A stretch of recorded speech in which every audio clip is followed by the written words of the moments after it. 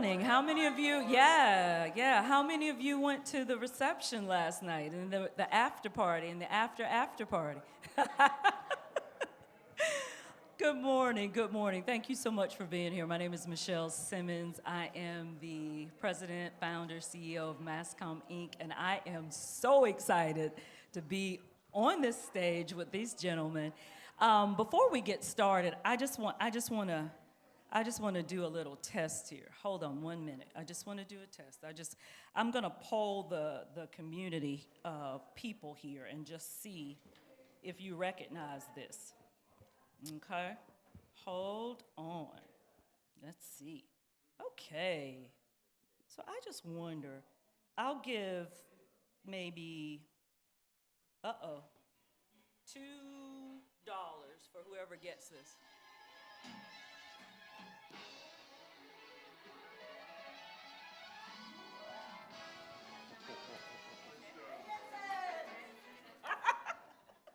The Jetsons. Wait a minute. Let me continue that. Who knows the words? That's the question. I want to know who knows the words. So wait a minute. Let's go back. That was the whole point of the whole thing. Do you know the words? Who is George Jetson? Who's his kid? Anybody know who his kid is? Elroy. Who's his dog? Oh shoot. It won't let me do it. Okay, guys. Well, that's the beginning of that. Good morning. That was the Jetsons. Man, listen, how many of you been waiting on your flying car?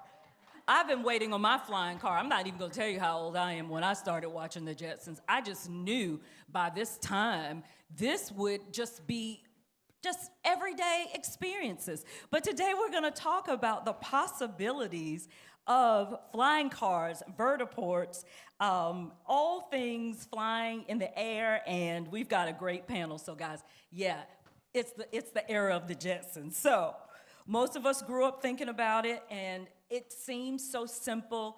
And I think Hanna-Barbera was the cartoonist that created that, and he made it look really easy, but I don't think it's gonna be quite as easy as that. So let's start with the first introduction of our first panelist. We have Basil Benz. Basil is someone I've known a long time. Basil has been doing some great things in Miami. He's local. He is the deputy director, and you're Basil Benz the second. I am. Deuce. Yeah, okay. Deputy Director for Administration and Business Development at the Miami-Dade Aviation Department, and you're overseeing commercial operations, real estate management, and business development for MIA. All right, I know you when you were at the port, too. He was doing great things at the port. You were the Assistant Director at the port for business development. Port Miami, y'all, not Port Everglades. Don't get it confused. Okay. Our next, I'm so sorry, I'm kicking people because I'm just so excited. Our next panelist is Ernest Huffman. Ernest is, let me make sure I got this right, is the Transportation Planning Director at the North Central Texas Council of Governments. He leads transportation planning for the Dallas-Fort Worth Metroplex, and he is one of the most active AAM planning regions. Who knows what AAM stands for? Say it loud now, come on. Celia, I saw you back there. What does it stand for? There you go, there you go. The NCT-COG has been conducting vertiport feasibility studies, engaging communities, and I like that part, so that's gonna be some of your question, Ernest, about how we're engaging the community. And the regional networks all around it. And it's really leading, this area is really leading for the rest of the country on how AAM is going to be kicked off. And then we have, last but certainly not least, Mr. Jeffrey Vincent. He has been a part of aviation from an aviation integration specialist currently at the FAA, and he does a lot of work in compliance. He's going to be the person that's going to help us understand, can this really happen? Is this going to be allowed? I think it's going to be allowed, but we're going to find that out. So let's start, because I'm way too excited. Let's start with the first question. So I'm going to start with Ernest. Ernest, let's talk about this from a planning perspective. And I'd love to know where Dallas-Fort Worth stands currently relative to where you thought we'd be at this point with AAM. Interesting you asked that. So Dallas has been engaged in the advanced air mobility discussion since 2018. And excuse me if you've heard this because we talked about this a bit yesterday, but Dallas, Uber announced Uber Elevate in 2018 in Dallas, and that was the Uber's advanced air mobility, they call it urban air mobility at the time. They had their headquarters. We had a ribbon cutting ceremony for headquarters in downtown Dallas, and maybe 2 weeks after that, Uber Elevate dissolved. So we thought we'd be a lot further ahead. We were having these discussions in 2018. We thought we'd probably be having eVTOL-related flights sometime after that.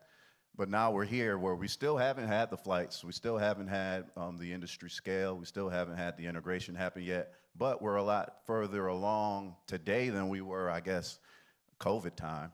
Okay. So with that, Jeffrey, the question is from the FAA side, what are some of your regulatory milestones? What are some of the things that communities have to get past to get this all integrated and up and running? Well, I think the first thing is that you have to have a certified vehicle. So there's not a electric certified AAM vehicle at this point that's certified to transport passengers. That regulatory and certification process is well on their way. There are several manufacturers that I would say that are close to certification at this time. Some that are going through the G1 stages as we speak. There is a electric airplane that has been certified, or there's an exemption that there's a trainer. And I think I was over at Sun and Fun a couple of weeks ago in Lakeland, Florida, and I saw the electric trainer that was on display there. So there are electric aircraft that are being used or certified in the system today. Basil, in Miami right now, the airport is going through like a $9 billion renovation, changes, upgrades. Is AAM factored into this? So absolutely. It's actually, we're up to about $14 billion Ooh, in terms of renovations. Let me get my numbers right. Absolutely. That's 14. But yeah, we've been looking at being prepared for AAM, both on the planning side, making sure that the locations where we think there will be ideal operations for AAM and advanced air mobility, and also upgrading our infrastructure. So our facilities are about 70, 80 years old. So, you know, the electric grid wasn't built for the type of power that's needed for advanced air mobility. So we're looking at upgrading our switch gears and things of that nature and expanding our substations. So we're in concert with our local utility to make sure that we are prepared for the future. Awesome. So, Ernest, how do you pick a site? Because I remember thinking when I was driving from Aventura all the way down the DTBW with my buddy Doug there, and I would go down Biscayne, and I kept thinking, gosh, I'd love if there was a helicopter that could just pick me up right over here and drop me off right there. I wanted a water taxi too. How do you come up with the site selection? How do you figure out where in Aventura can I get on a helicopter to get downtown? So right now we're leaning on our existing infrastructure, and that's our airport network. In the DFW area, we have 40 plus public airports. So if you live in any city, any given city, you're in relative short distance to a general aviation airport. So that's what we're pinpointing as our initial sites for advanced air mobility development. Currently, I'm not getting into site selection outside of those locations because, first of all, the industry is in its infancy, and the business case still needs to be made. And those sites selected will be all predicated a lot on the business. So we're waiting to see where the industry goes. Once these aircraft are certified, how they perform, then we'll get into the non-airport site selection, because right now I think it's premature, at least particularly for our region. Okay, so when we see in our Jason Bourne movies somebody on a helipad going from here to there, is that considered vertiport? No, so No, okay. technically, yes. Okay. So vertiports, the way they're going to be configured, they will look like a heliport, but you'll have additional infrastructure data that's being collected there. So you'll be able to resemble them. And there will also be terminal configurations that are established for vertiports that are more modern, more futuristic looking. That might look a little bit different than they'll have our terminal. So that might be a little bit different than what you're used to with a heliport, because heliport's a real bare bones infrastructure. But overall, it'll be a heliport. Well, Unless it's on a vertical structure. But you know, everybody, well, I shouldn't say everybody, I'm not going to speak for everybody in this room, but I'm still, like I said, on the Jetsons thing. I'm looking for it to be roadways and planes passing each other, you know. Are we looking at anything like that? Is that a realistic visual of how this works? The flying and the transporting and the going back and forth? I think, and I think we're still trying to figure that Okay, out. gotcha, The Jetsons piece, we're so far from you dang. leaving your house and just climbing on an aircraft and flying. We're a lot further Okay. from that. Okay. So, yeah, it won't be looking like the Jetsons anytime soon. Okay, so Baz, go ahead. No, I Jeff. think what you're describing is a difference between a pad and a port. Yes, When you were yes. talking about a helipad or a vertipad versus a heliport or a vertiport. When you're talking a helipad, that is one location. People build a helipad at their house now. There's nothing to stop a person from building a vertipad at their house Okay. to have their AAM vehicle there if they wanted to. If you're talking about a heliport or a vertiport, that's the same as looking at an airport where you will have multiple aircraft on multiple pads doing multiple takeoffs and landings. Okay. So you're saying that people already have their own aircrafts? I know I'm diverting. I'm so sorry. This heliport thing is, I'm going to get back on topic. But so when the vertiport is set up, people will go there as they do any other airport, get into their vehicle, do whatever they do, and bring it back there. No, I'm saying if you were saying where were we with the Jetsons of someone being able to walk outside of their house and get into their own personal AAM vehicle and depart. There will be nothing to stop that, you know, other than zoning regulations in your cities or whatever else, you know, of where you could, you know, put that pad or whatever else. But there's people now that live in, you know, that are affluent enough to have a helipad at their house, and they have their own helicopter and their own personal transportation. Those things will still be possible if, you know, you could zone it that way. A heliport or a vertiport would be a location where you would have multiple aircraft and multiple pads and doing multiple takeoffs and I love landings. that. Okay. So Similar to a airport. Okay. Thank you, because I was trapped in my mind there on doing it a totally different way. Basil, when you, from a business development perspective, if there's a potential AAM operator, is there anything they need to bring to the table if they're trying to convince you that they want to be a part of the system at MIA? What would that vendor or that seller, if you will, what do they need to bring? That's a good question. I think really just a network and connectivity, right? We want to be able to provide the service for our passengers. And as was stated before, you know, the airports are the primary locations for now, where you will see a lot of AAM activity. So we have some connectivity amongst our airports between Tamiami, which is on the south end of town, Miami International, and Opa-locka.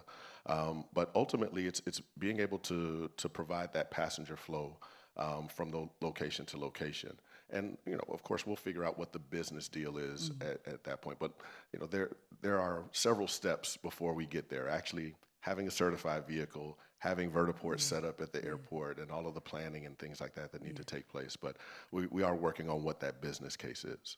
Okay. Ernest, you were shaking your head. It was like you were going to say something. Any added information to what that question that I just posed to Basil? Not necessarily, but like I mentioned earlier, the industry's such in its infancy. They got to bring a lot to operate it in Miami. Okay. Well, first of all, none of these aircraft are certified to legally fly, to move passengers yet. So without a certification, they can't operate there. So is the funding going to be strictly private, or is this something where we're looking at public investments? How do you see that? So from my perspective, yeah, most of the funding for advanced air mobility integration is going to be public and private, or PPPs. Some of the state governments are investing in infrastructure or putting up money for infrastructure and planning. And obviously the OEMs or the developers, they have to come bearing aircraft. They got to in-kind funds, et cetera. So there's no real big federal mechanism yet for AAM that we're waiting on. Okay. So Jeffrey, could you help us just kind of walk through the whole regulatory pathway, like maybe soup to nuts, how it starts? Because again, I'm So super I'm not a curious. regulatory compliance agent. Okay. I'm an air traffic controller by trade. I've spent some time over in the AAM and UAS integration office. But the regulatory path that you're looking for is one of the things that happened with the EIPP. As you build the regulations to certify the new aircraft that's entering into the system, you want to learn by doing. As you do the frameworks, you want to make it a pathway so that when someone enters into that arena, they know what steps they need to follow to get their vehicle certified. So you're building that certification and regulatory process as we go. The EIPP is part of that. You want to learn by doing. You want to learn what works and what doesn't work. So you want to write regulations to things that you know that work and things that are safe. Okay. What's the EIPP, Jeffrey? Yeah, there you go. You took it right out of my mouth. Yes. So the EIPP is the Integration Pilot Program, or EVTOL, or Electric Vehicle Integrated Pilot Program. So are there actual vendors that are actually working? I think I read something about Joby. Okay, could you tell us, Ernest, more about some of the actual players in this space? I hate to name them because they're more out there than I know. Okay. But I mean, the ones that are further ahead in development and closer to they're advertised close to certification. You got the Jobies, Archer, Whisk, Beta. I feel like I'm missing somebody. Well, when I would say I left the UAS integration office in May of 25, worldwide there was over 250 companies that had an AAM type vehicle or patent that they had applied for. So there was over 250 people worldwide that was in the AAM space. Okay. Is there anybody in the audience in the AAM space? Okay. Hold your thought. I've got a question for you. I'm looking forward to that. So I think the other thing that I wanted to try to figure out is, can we talk about the policy path to equity? I don't know how equity factors into this, and I'm speaking from my stakeholder and my community background, thinking about how we ensure everybody gets to partake. Oh, Ernest, what does equity look like? And I'm glad you asked that because that's something I was focused on very early with this integration in the industry, because we know any integration of a new transportation technology has to have an equity-related component to it, because historically we've seen the deficits arise because of it. But with AAM, equity obviously is a boondoggle right now in terms of terminology. We don't use that. We haven't been using it in the last few years, the term. But the way I've been trying to ensure that everybody within my metropolitan area has access is education. Education on what the industry is, what's coming, how you can be involved, how you can work in said industry, how you can invest in said industry. And I make sure I educate and I do outreach to every sector, almost every demo you can think of in the metropolitan area on the topic.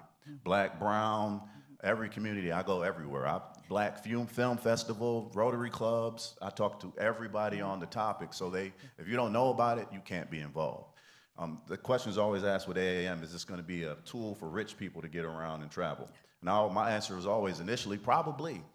In order for the industry to scale, we won't have dozens and hundreds of these aircraft flying at any given time. And in order for it to be inexpensive, you'd have to have that, or you'd have to have government subsidies. In the vacuum or without that, in an absence of that, it's going to be expensive to start. So to get that equity piece early, we have the folk working in the industry, investing in the industry, and have opportunities in this new sector in aviation that typically folks wouldn't have had in the past. So education, outreach is the way I'm handling that. Yeah, I saw that you have done a lot of outreach. What are some of the things you're hearing other than that? Are there noise concerns?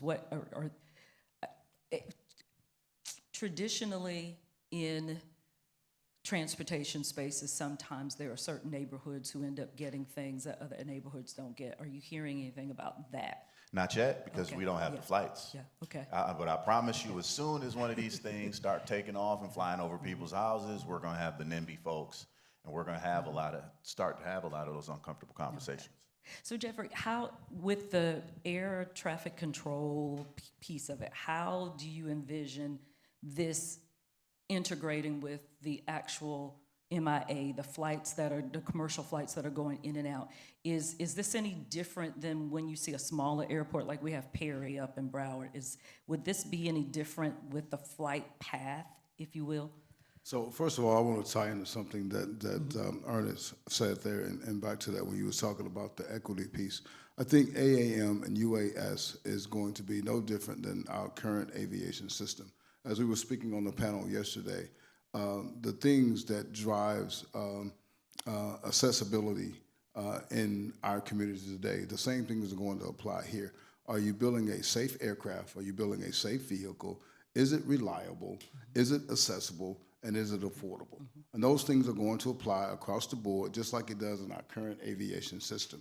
When it comes to air traffic, you are integrating new entrants into the system all the time. These vehicles will fly differently. They will perform differently. So the air traffic system will have to adapt to that. AI will play a big portion in that with detect and avoid technology, see and avoid technology above the aircraft. Because you're going to have small 55-pound drones out there that are doing package delivery. I think we saw the one of the ones on display out front. They will generally be below 400 feet, but there will be times when they will be close to airports where aircraft will be landing and departing, and an airplane doesn't take off and immediately goes to 1,000 feet. They start from zero and they climb through 400 feet. The same thing when they descend. So there's going to be times when those small drones will be in proximity to those aircraft. You can look at segregated airspace or dedicated airspace. All of those things are part of the system when you build the system together. And so, yes, the system is being designed. Part of the administration's brand new air traffic control system, as we make the new system, it is designed to be able to accommodate those things. You've probably heard about electronic conspicuity. Electronic conspicuity is ensuring that everything that's flying in the sky is emitting a signal that can be seen. That will be part of the AI of one aircraft being able to see the other aircraft and automatically avoid it with some of the small aircraft. So all of those things are being thought of as we look at the evolution of the NAS. Okay. So, Basil, Miami is called the gateway of the Americas, and it's like open arms to everyone. But with this potentially being premium service, and like I said, now I recognize that a lot of the questions I'm asking are hypothetical because there's a lot of unknowns. But with that, is there any thought here in Miami of how that wouldn't just be this premium service, it would be open to everyone?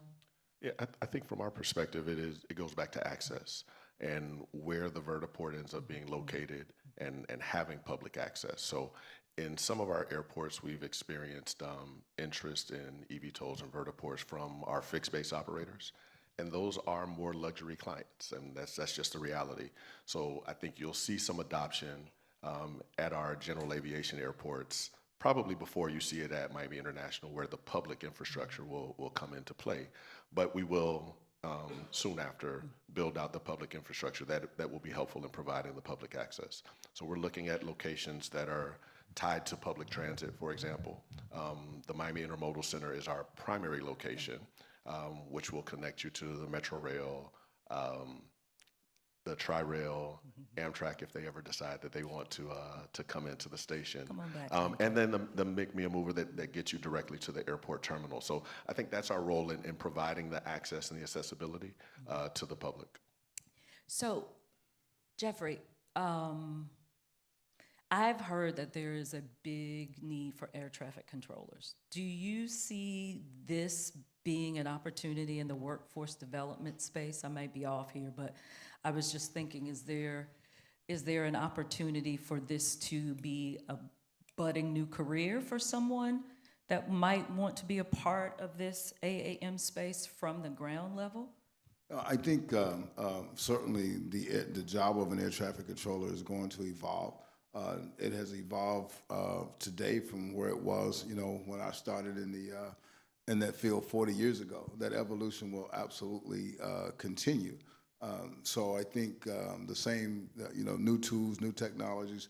you will have to have people that are being able to do different things.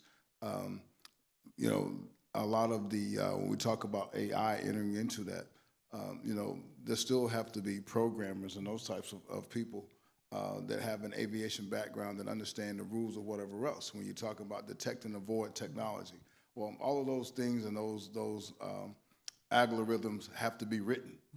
They have to, so you're going to have someone with an aviation background and aviation technology that understands that to write those programs and algorithms. So absolutely, I think it does open up space for continued career development and new opportunities in aviation. So can you tell us more about urban air mobility traffic management? Well, I think right there in Dallas, there is a ongoing demonstration of UTM, of what they call UAS traffic management, where there's a number of drones that are operating. You have package delivery along with public safety. And one of the things that I think maybe people don't realize or don't know is that one of the biggest users of drones right now is public safety, firefighters, police. They are really using drones as a force multiplier. There's probably, I think, close to 2,000 police and fire departments across the United States that now deploy drones and that technology. So right there in Dallas, we have a very vibrant ecosystem where there are hundreds of drones operating at any one time from the police department, and you have package delivery. I think there's some medical supplies and things like that being delivered. And so that is an ongoing ecosystem that gives us the opportunity to learn by doing. And as we develop the ecosystem and start to scale it, we're getting real-time data, real-time knowledge. Okay. Ernest, add to that. I saw you shaking your head. Yeah, well, yeah, because he's talking about the FAA's UTM key site, and we have 5 to maybe 6 now package delivery companies in the Metroplex. And like he mentioned, our public safety folks have been they've been using drone technologies for decades now as a force multiplier. And every month, a new city comes on board with a drone out of the box, or a drone as a first responder program, which means if there's a 911 call, instead of while the police officer is on their way, a drone will get there first to give them good eyes on the incident, on what's going on. And sometimes the drone can get there, see the scene, and rule out an incident, show dispatch that there's nothing going on, and the call gets called off. And that's something that's ongoing in the Metroplex at any given time. But what that UTM key site is doing is just working with those those package delivery folks and those public safety folks to make sure those drones aren't crashing into each other. Because the current NAS, the current system can't pick up drones, but the infrastructure we have in the DFW area that's been set up has been able to detect the drone. So it's something we're using, and we're hoping to use this as a background or a backbone to scaling the more advanced AAM technologies in Metroplex. So how do you manage low altitude flying? I'm imagining, what's the highest altitude of that? So drones operate, small package delivery drones operate at 400 feet or below. That's still part of the national airspace system. The FAA has not delegated that airspace to Dallas-Fort Worth, or they have not delegated that airspace to any city. The operators there, it's a cooperative between all of those systems, and the system that they're using has been approved by the FAA. So the FAA clearly knows what that system is, and what it is it allows each one of those drones to talk to each other. There's integrated service provider that all the information, and that's one of the things that's key about drones when they're flying around in the communities and you get different companies that come in, they have to be willing to share the information. So their flight plan, their intent, where they're flying to, all goes into a central location. That's all shared among all of the drone providers. That's when we were talking about programming earlier, those are the things that are programmed, the algorithms, the detect and avoid technology that's on board the drones that keeps them to avoid each other. If the drones are going to fly into controlled airspace, they're going to be above 500 feet, coordination with air traffic control takes place. And with the with the eVTOLs, he mentioned the drones are from 0 to 400, but the eVTOLs probably be 0 to 5,000. So within that frames, when they'll probably fly between 2 and 5,000. But with the EIPP, we'll be able to figure out more on that, how that's going to work. How do you manage those altitudes in really dense areas? I'm looking at all of this around here and all of these high rises. I'm just That is just basic, I would say, air traffic control. Okay. From the surface to probably 10,000 feet inside the Miami Class B airspace, air traffic controllers are talking to every aircraft in there. So every aircraft is assigned to a route. They're watching the aircraft on radar, and the controllers, there are rules or regulations that certain distances and certain altitudes that you have to keep the aircraft apart. And they're using radar to be able to do that. The same thing will be with an eVTOL. Generally, if an aircraft is operating in controlled airspace, it's operating above 500 feet, then that aircraft is going to be talking to air traffic control. And that will be the same with an eVTOL. Will our system evolve one day to where you can have autonomous vehicles that are assigned routes that don't have to necessarily have human interaction? Absolutely, we will get there one day. Wow. Okay. The first thing that comes up is when I see these little robots that are delivering food, and I saw one get stuck on a lamp pole, and I'm thinking, okay, who's operating that? How does it figure out that it's not going in the right direction? But that would be for a drone delivery, air traffic control. Yeah, so again, it won't be necessarily a specific drone air traffic controller. UAS and AAM is going to be integrated into our current air traffic control system. Okay. So Basil, when you, like I said, we're still in kind of hypothetical. So when you are looking to try to plan your commercial development, when you're still working with FAA and the regulations, how can you make a commitment around an AAM infrastructure, or is that something you can't make? How do you get this going if it's still so much uncertainty? Yeah, I think there is a lot of interest in building the infrastructure. Okay. And to a certain extent, there is some, if you build it, they will come, with putting the infrastructure in place. So like I say, the locations that we've identified at our various airports will be helpful in making that happen. So that's from a planning standpoint, that's kind of where we are. Yeah. So we talked about some of the players in the space, the Jobies. They currently have space in Dallas, Fort Worth, where they're flying in and out of, or not yet? Not yet. Okay. I'm just wondering. So, sir, would you mind if I kind of pick on you? Okay, great. Who are you representing in this space? Do we have the other microphone? That would be great. And there's a gentleman in blue. I saw you hold your hand up, so I'm going to be picking on you too back there, sir. Yes. Hi, I am Antonio Campello. I'm president and CEO of the Advanced Air Mobility Association, and we are bringing all AAM stakeholders together to integrate the ecosystem, that now it's about the ecosystem, not just about the aircraft, to follow the needs of the cities. We are doing the opposite, not pushing things on the cities, but understanding the city's needs, the community's needs, and then bringing people to understand that, vendors, to understand what are the needs of the communities, then propose things that are good for the communities. Okay. So, and what areas are you focusing on or looking at? Across the country. Okay. Yeah. We're talking with several cities. Everything is new for everyone, yes, right? Yes. But we need to be very mindful. And by the way, congratulations for the knowledgeable and experienced guys that you brought together. But I need to be mindful not only about the safety of the aircraft and the air traffic management and everything, but the safety of the ecosystem, because cities will have many people working on that. Safety and security will be very much important at this stage. So it's better to learn as soon as possible than to be late in the future, right? This is why we advocate that It's time to jump into that. It's time to learn. It's time to prepare the communities.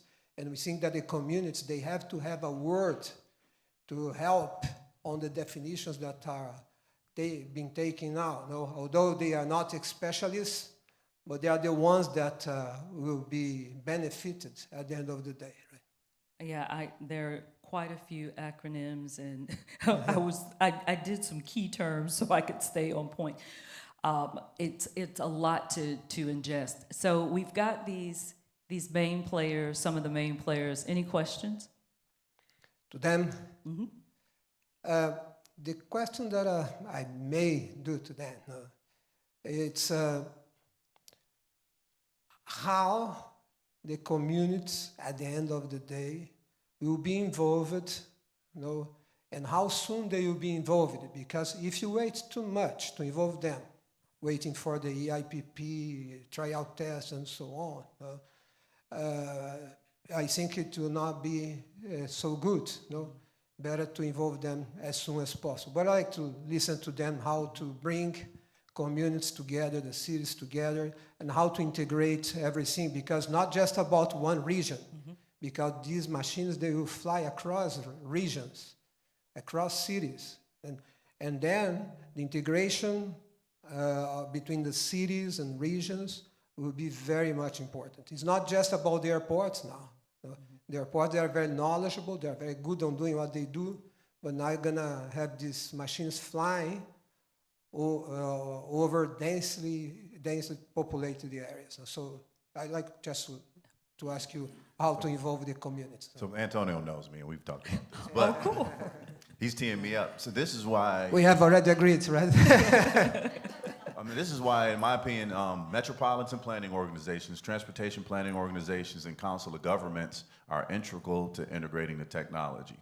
We're the main conveners of city governments and regions, so we have standing transportation committees who meet monthly with every city in our region, every major city in our region on these particular issues. And we're talking on topics from surface transportation and all the way to the air. And every MPO in the country needs to be involved in this, because we know where all the bones are buried in terms of transportation. We know funding, and we can help you align your aviation funding needs to any surface transportation needs and that intermodal integration. So I'd say you need to start with your MPO, TPO, Council of Government, and we're the best bet on getting in front of city mayors, city judges, et cetera, and educating those communities on what's coming. Now, in particular, when we don't have the flights yet, and we don't have the marketing materials to show off yet, it's all, like she mentioned, we're talking hypothetical, so that's where we start. Jeffrey, any response? No, I think, you say waiting for the EIPP. The thing is, you talk about involving the public. That is the purpose of the EIPP, is to get the public and community engagement, to get that involved, to educate the public about what it is that's happening. I think the last thing anyone wants to see is we all live in communities. If you see some building or something going up in your neighborhood, most you drive by and you wonder, what is that? What's being built, or whatever else, And the last thing you want to see is you wake up and go, oh my goodness, there's a vertiport, a mile and a half or 2 miles away from my house, or whatever.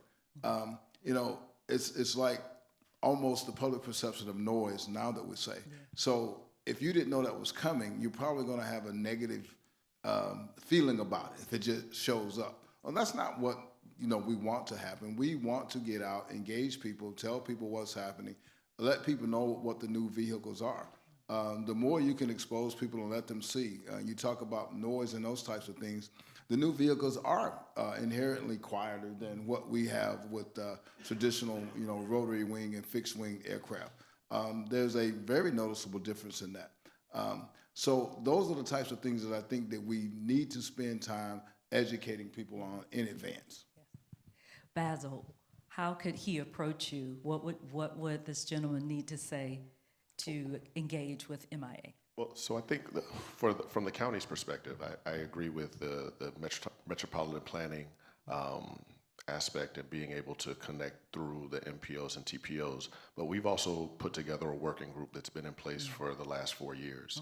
And it's open to the public, and everybody's invited to discuss the future of AAM. So we take those opportunities to engage the public and then pass that information on. As a matter of fact, our MPO, our TPO is involved in those working group meetings. So we do that as a region and then expand that conversation to the other TPOs, the MPOs in Broward and Palm Beach County. Before we go to, thank you so much, sir. Thank you for that. Before we go to the gentleman in blue, because I do want to ask a question there. Jeffrey, we talked about noise. We didn't really talk about privacy a lot. What's being discussed about invasion of privacy or any privacy issues coming from stakeholders, like maybe on the ground? And I think that goes back to the education thing again. When the drones that are flying around for package delivery and those types of things, the cameras and the optics that are on those vehicles are being used for navigation. The cameras and the optics are not being used for recording. Now, with your public safety departments, absolutely. When they're looking for bad guys, so yes, they are, they are specifically looking for things. That's part of public safety, and I'm extremely glad and happy that, we have that extra protection out there, and there's another tool to help keep us safe.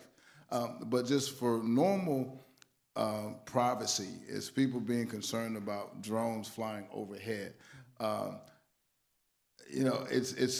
often ask this question when I get to talk to audiences like this. Does most people realize that they can really probably see inside your kitchen window with a satellite today? So, so are you going to be, is it we invading your privacy anymore with the drone that's flying overhead at 200 feet?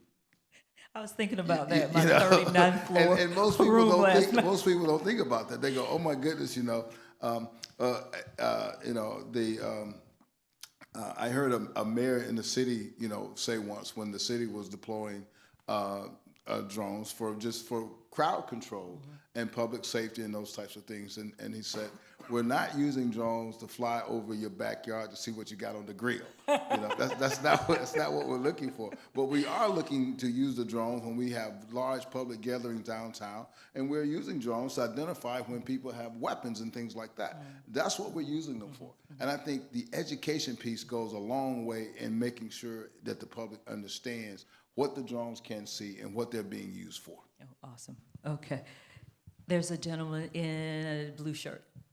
Yes. Tell us who you are and how you're working in this space. James Craven. I live here in Miami, and I work for the Advanced Air Mobility Institute, which is headquartered in Boston.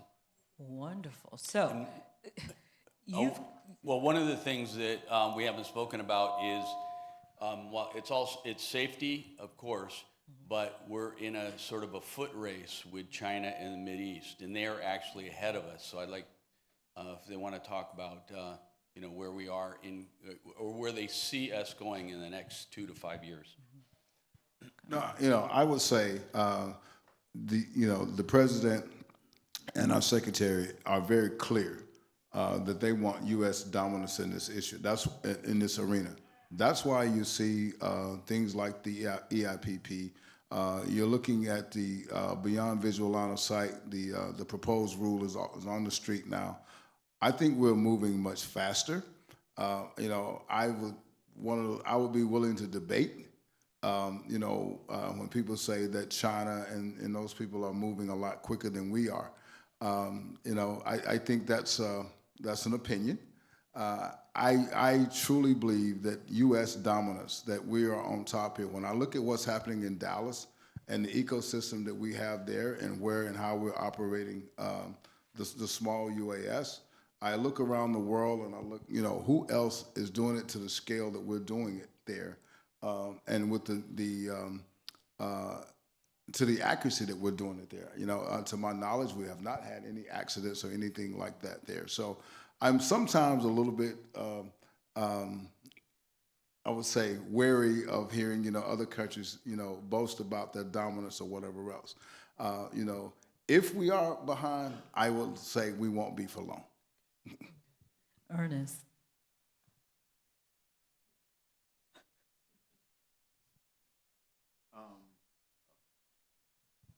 Not to give a crazy opinion here. Some of that stuff's marketing, in my opinion. You know, like a lot of marketing, a lot of razzle dazzle. I know for a fact, folks in Dubai and Middle East, they're still waiting on what the FAA is doing in terms of certifying these aircraft and in terms of regulations, probably before they have significant operations. So I think, I can't speak to China, but in terms of our market, I think we're on track to dominance. Any comments on that, Basil?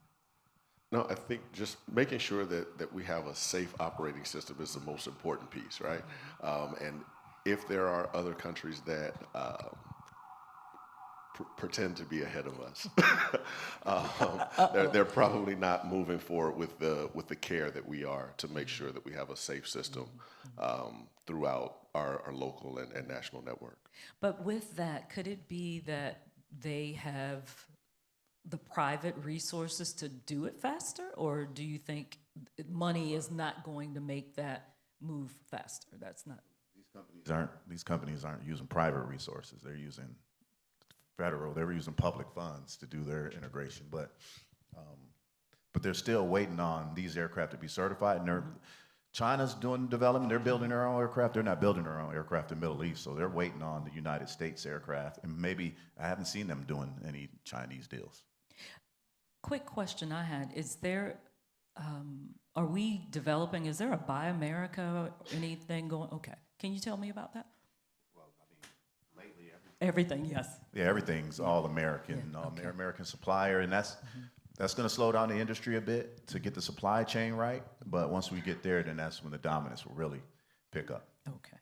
Any questions out there? We're kind of coming down on our time. We had a good time up here. Good morning, Paul Cahoon, systems engineer with Init. I don't have anything in this space, but I just have a question. If we fast forward 5 years from now, what's the most likely reason that AAM hasn't scaled the way that people are expecting it to? Good question. I'll say batteries. Battery technology that we gotta increase our potential with the battery technology, because the range of these aircraft aren't where we need them to be just yet, and the performance, I think, is going to suffer once we get started with the battery. The battery's significantly heavy. We got to figure that out fast. I think it's simply going to be market driven. You know, I said it yesterday. The FAA's #1 focus is safety. Is to ensure that when you get on a vehicle, that you're getting on a safe vehicle.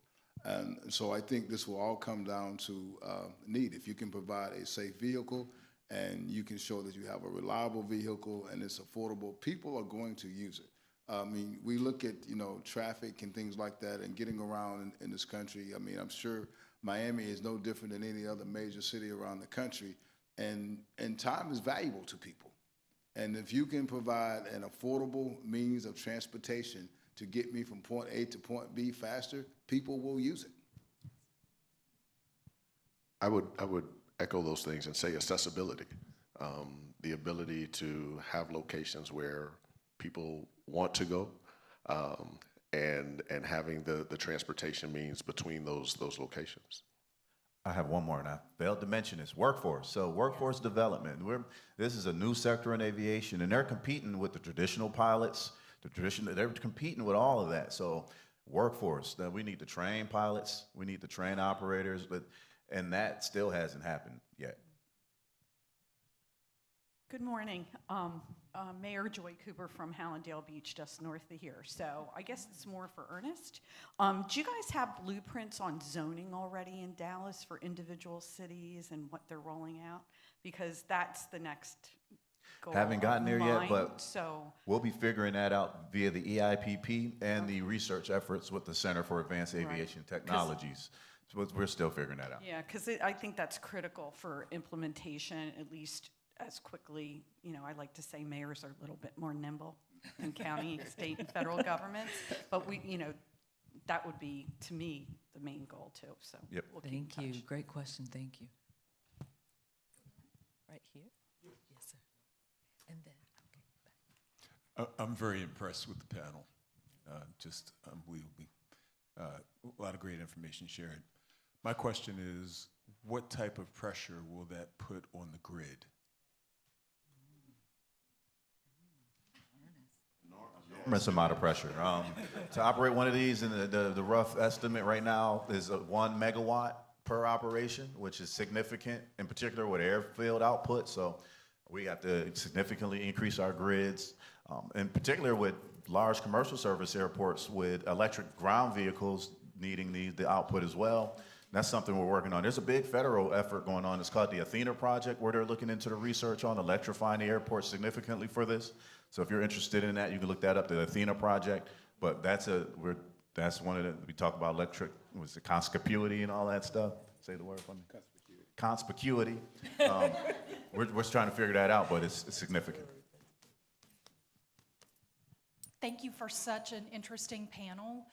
Our community, I'm Hannah Cockburn, I'm the Director of Transportation in Greensboro, North Carolina. Hey. Our community is launching an advanced air mobility plan. So I'm wondering if the panel members can share like one piece of advice for us as we go into this new planning process.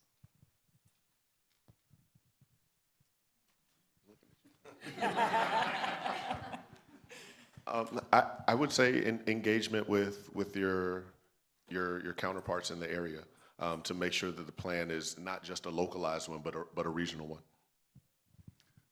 Well, you in Greensboro, so you're in my region. So feel free to reach out to my office and whatever help or assistance that you might need. As a matter of fact, my assistant is sitting right here up front, and we will make sure from a federal level that we put you in touch with all the right folks and get you whatever help or assistance that you might need. I had another question right here. Thank you. Good morning, and yes, thank you to the panel for being here today. I'm Kristen Jern here in Miami. I'm on the electric propulsion system side for traditional aircraft, but also the company that I'm involved with, H55, is a Swiss company. And we're also involved in the hybrid projects for the larger passenger carry.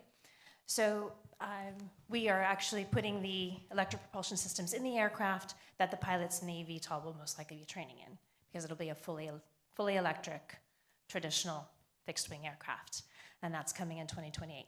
My question, though, is back to how people are going to afford the eVTOL space. I understand that most of the agreements it's coming from an avenue of mass transit.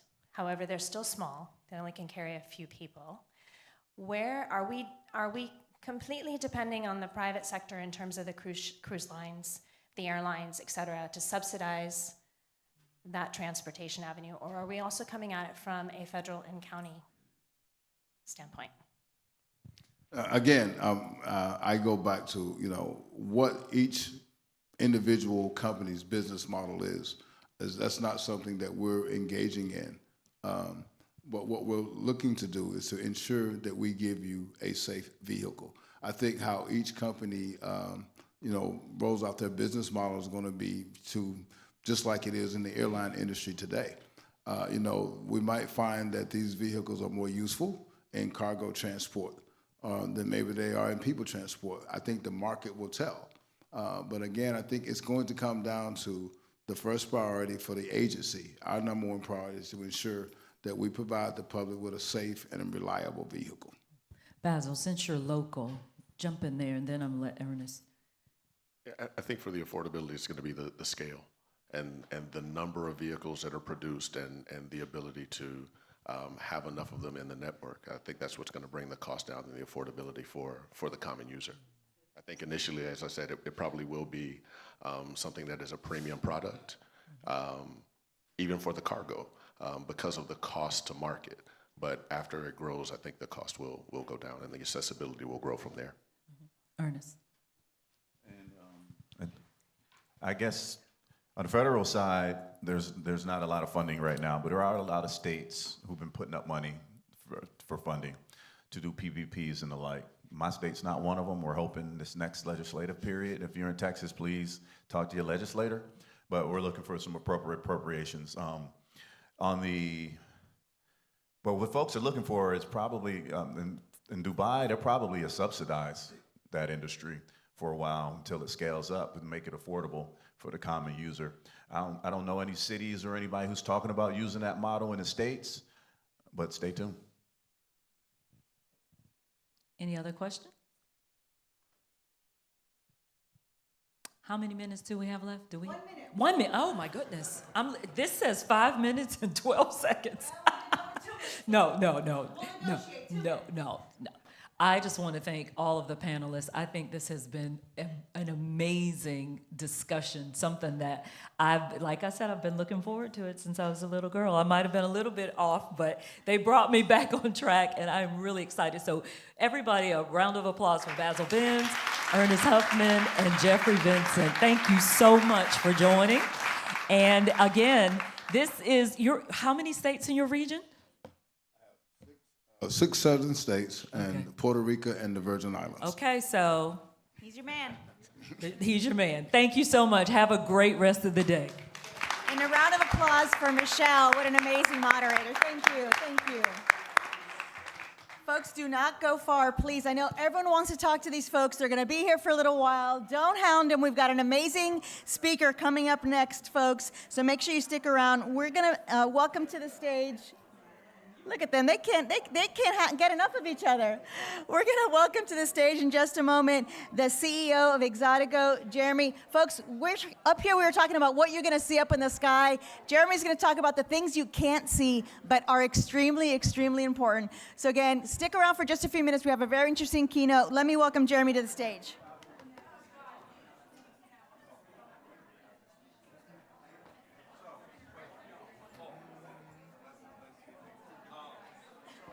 I'm gonna wait for them to sit down for a second. No worries. Yeah.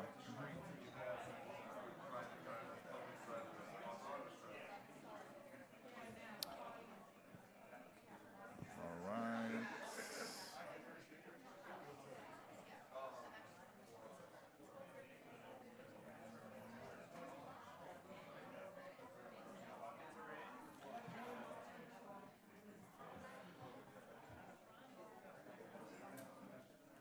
All right. Nice to meet you, everyone. It's an honor to be on the stage. And we are Exotico. We're an AI civil engineering firm. We started out in California, but we recently expanded to the East Coast and to Florida. And what I'm about to show you is how AI can change civil engineering, infrastructure projects, and ultimately probably lower the cost of transportation projects. So that's our goal here, and that's what we're here to do. You've been hearing a lot about AI, and there's basically two fronts that AI is changing right now. One of them, sorry? Yeah, it works, thank you. One of them is the one you're hearing and reading and using on the internet is all the infrastructure AI. It's Claude Code, ChatGPT. But then there's another level of startups that are like us, which are called vertically integrated AI companies, which means we take a service and we try to do that service with AI and with proprietary technologies. So that's what we're here to do. And our goal is to de-risk the underground on capital programs. So underground is very complex everywhere. And there's a few things that are interesting and important to know when you're doing a project. So you have LiDAR for above ground, which revolutionized the world of surveying. But you still have old 2D plans and sensors from the 70s that are used to create the underground maps and drills and digging. So what's interesting to see underground?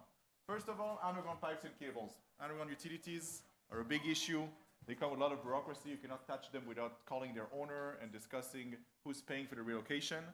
But then it's not the only thing. You also have the ground layers themselves, especially in Florida, for example. If a project hits groundwater, it's a big problem. You have to know if you're doing a bridge, the foundation can be dramatically different from one tree to another due to ground conditions. And the third one is underground structures. Let's say there was an old bridge there, then maybe there's a huge block of concrete and rebars left. So that's what's interesting to see underground. And this uncertainty, the fact that those projects, all the projects, whether they are a road, an airport, a port, a train, they're never on time, never on budget. One of the main reasons is because of this huge uncertainty risk. You're designing a project based on fake information, and the reality will be discovered in construction.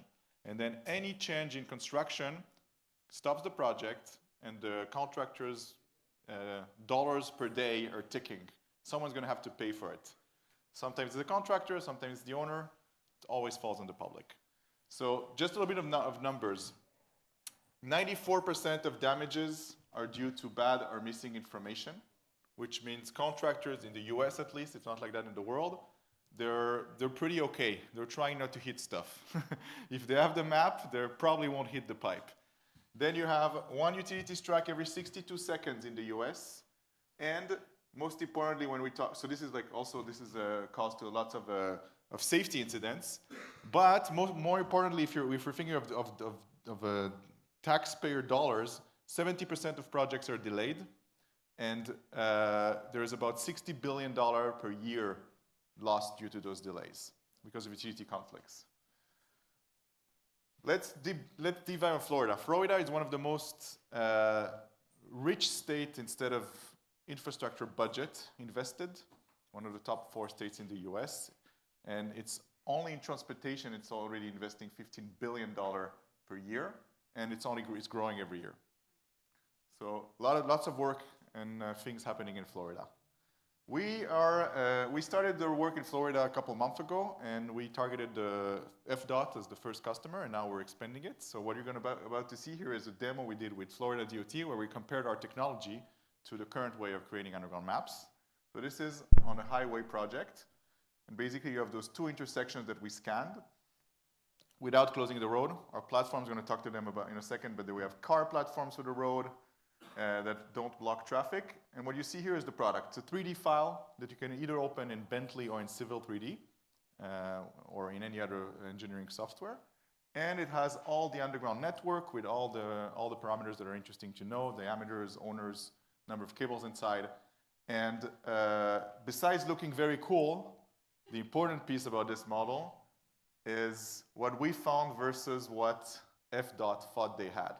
So what you're going to see in the slider, it doesn't work. It's supposed to be a GIF. I've seen it before. Let's see if I can click on it. No, it doesn't work. Okay, so we can't see it, but this is our map, the same 3D map that you were seeing here from a 2D snapshot. And if the slider would work, you would see that when it slides left, then there's 61 missing utility segments, 15 segments that moved significantly, and we found north of 5,000 feet of additional utilities on this single small intersection. This was us versus a classic surveyor, they're called subsurface utility engineering, plus engineers that were collecting records. So that's why we exist and what we're here to change. So besides utilities, there's 2 other things that are interesting to see underground.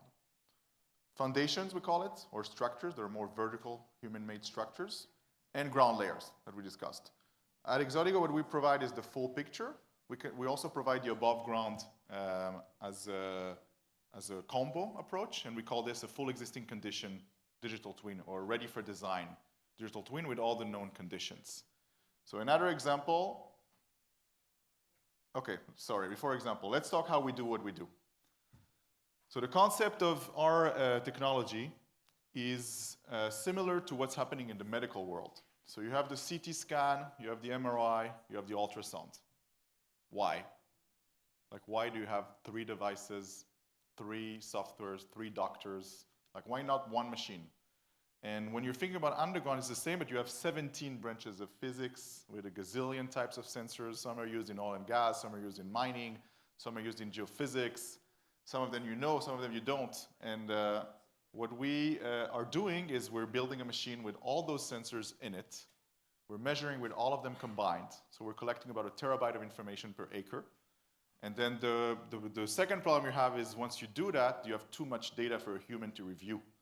So that's where AI comes in. AI takes all this data.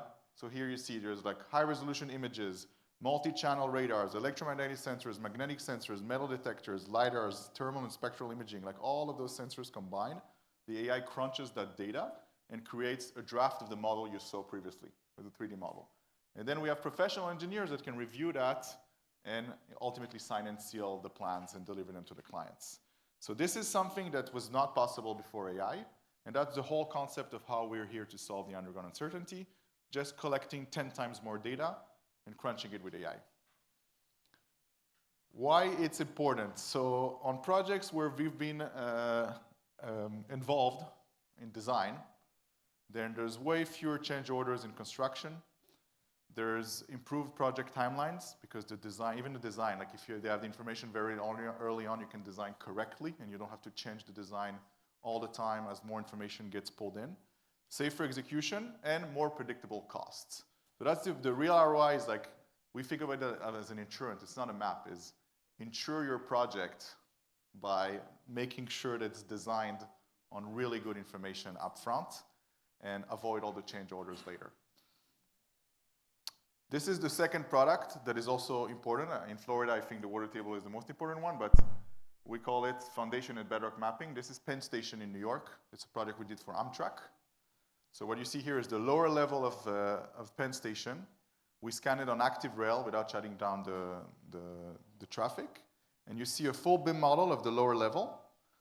And then you also see underground utilities and underground structures. So everything you see here is the pillars, their actual shape underground. It's important to know for foundation strength, like they're renovating here, so you need to know how much those pillars can take. And you also have, you see it in there is the ground layers themselves, which the important parameter here is the top of rock, like how deep are the foundations inside of the rock. So this product kind of combines all of our products in one file.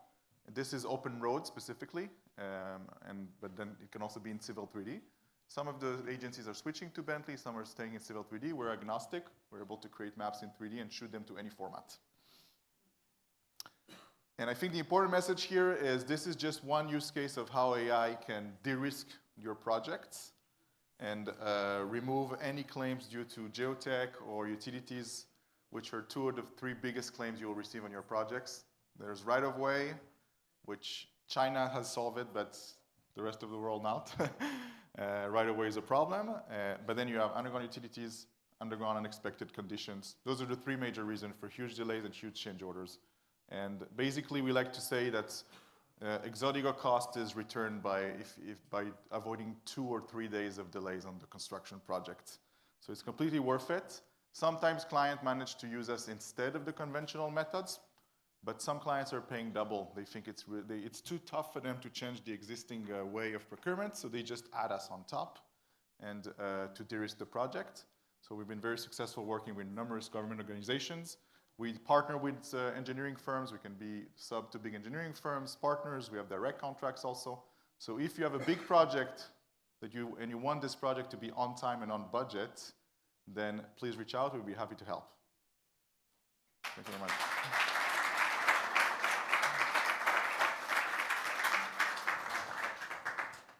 Any questions? I think I have 5 minutes left on the timeline.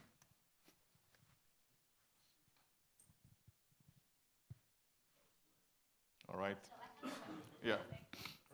Thank you. So cost-wise, for the one that you did for FDOT, where you get to compare the utilities, how much was it for the department? Like, because we work at Miami-Dade County, so we work for small intersection improvements all the way to major projects. Correct. But what's your range for this?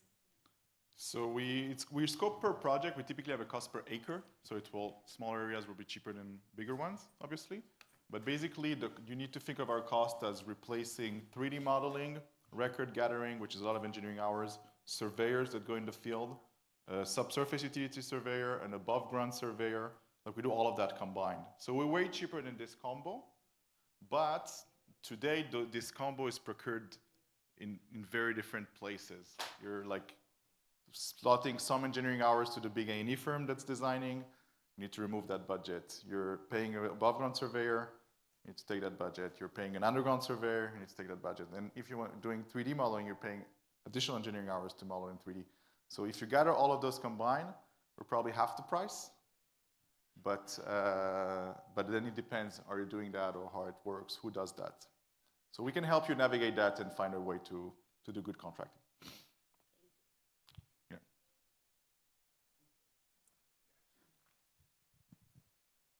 Good morning. My name is Eudel. I work for Miami-Dade County. How your company output, the map, the 3D map, and other mapping capability that you have integrate with ArcGIS? Because Miami-Dade County is a Esri hotspot. Easily. So we create the map in our own 3D cloud. and then we can send from our cloud the maps to Esri, whether it's like 2D or 3D, Civil, whether it's 2D or 3D, and Bentley. So basically, any software you're using will be able to have the file load there. And multiple formats. Some clients are asking us for multiple deliverables. So we're delivering 2D PDFs and 2D Civil and 3D Civil and like all the range of formats.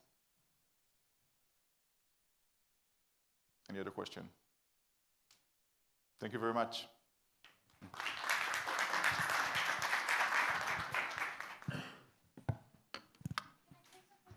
Yes. Thank you very much, Jeremy, for that very compelling keynote. We now have a 15-minute networking break, so we will be back here at 10:30 for our next panel. Morning, yes.